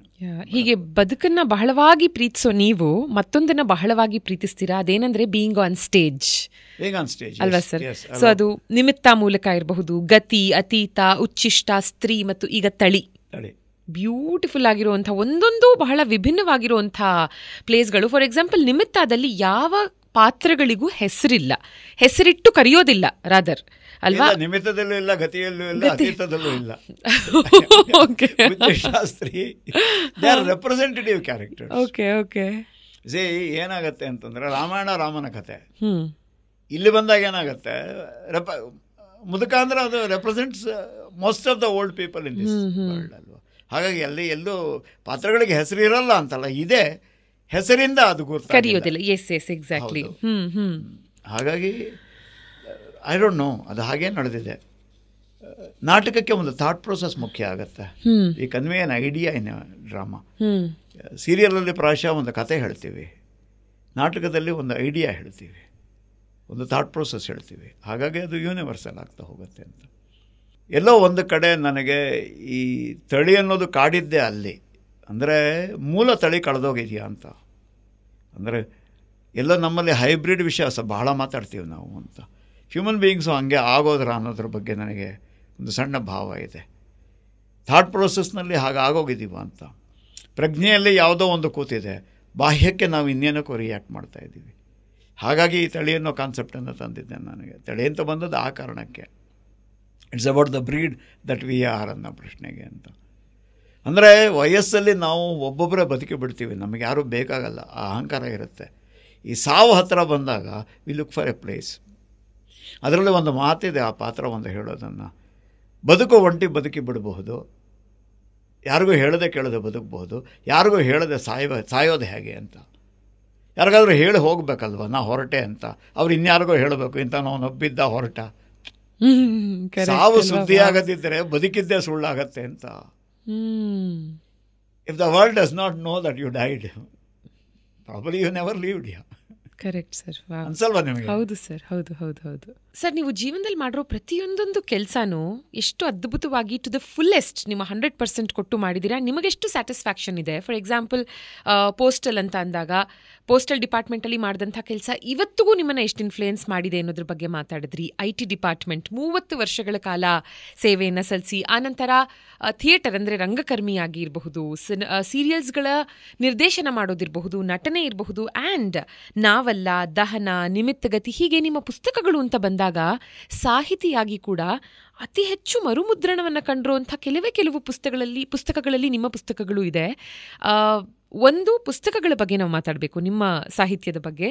ಎರಡನೇದು, ಹೌ ಟು ಸಕ್ಸೀಡ್ ನಾವು ಮಾಡೋ ಪ್ರತಿಯೊಂದು ಕೆಲಸದಲ್ಲೂ. ಹೀಗೆ ಪ್ರಾಯಶಃ ಎಲ್ಲರೂ ಮಾಡೋಕ್ಕಾಗೋದು ಅವರಿಂದ ಏನಾಗುತ್ತೋ ಅದನ್ನೇ ಮಾಡೋದು. ಅದರಲ್ಲೇನೋ ಎಕ್ಸ್ಟ್ರಾ ಎಫರ್ಟ್ಸ್ ಅನ್ನೋ ಪ್ರಶ್ನೆ ಬರಲ್ಲ. ಬಟ್ ಕೆಲವ್ರು ನಾವು it's not my cup of tea ಅನ್ನೋದನ್ನು ಕೆಲವ್ರು ಆರಿಸ್ಕೊಳ್ತಾರೆ ಸರ್. ಅಂತಾರಷ್ಟೇ, ಅಂತಾರಷ್ಟೇನೆ, ಅದಕ್ಕಿಂತ ಜಾಸ್ತಿ ಏನಿಲ್ಲ.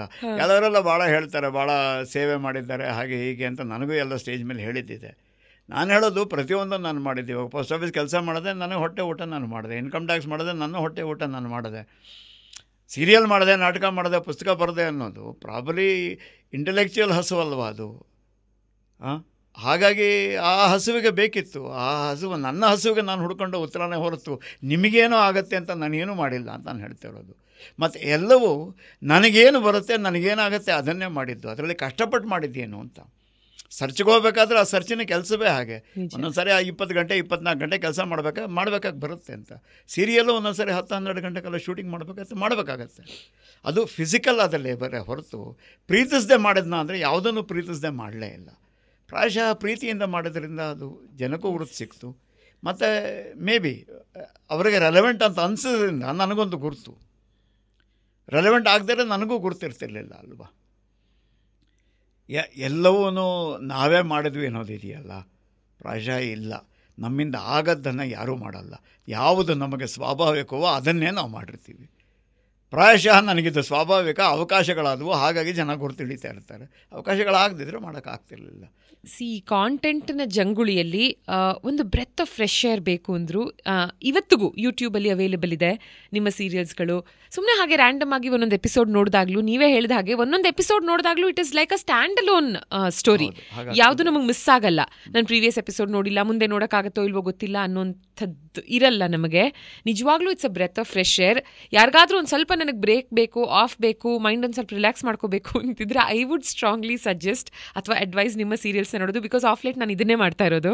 ನಾವೇ ಸೀರಿಯಸ್ ಆಗಿ ಬದುಕೋದು ಅಂದರೆ ಏನೋ ಎಫರ್ಟ್ ಅಂತ ಅಂದ್ಕೊಂಡಿದ್ದೀವಿ. ಬದುಕೋದು ಸೀರಿಯಸ್ ಆಗಿ ಬದುಕಿದ್ರೆ ಸಾಕು. Probably convictions are required, some convictions are required our life.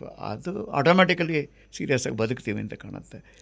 ಮತ್ತು ಎರಡನೇದು, ಎಲ್ಲೋ ಒಂದು ಕಡೆ ನಾವು ಹೀಗೆ ಅಂತ ಗೆರೆ ಹಾಕ್ಕೊಂಡು ಹೋಗೋದಿದೆಯಲ್ಲ, ಅದು ಆಗಲಿಕ್ಕಿಲ್ಲ ಅಂತ ಕಾಣುತ್ತೆ ಬದುಕಿನಲ್ಲಿ.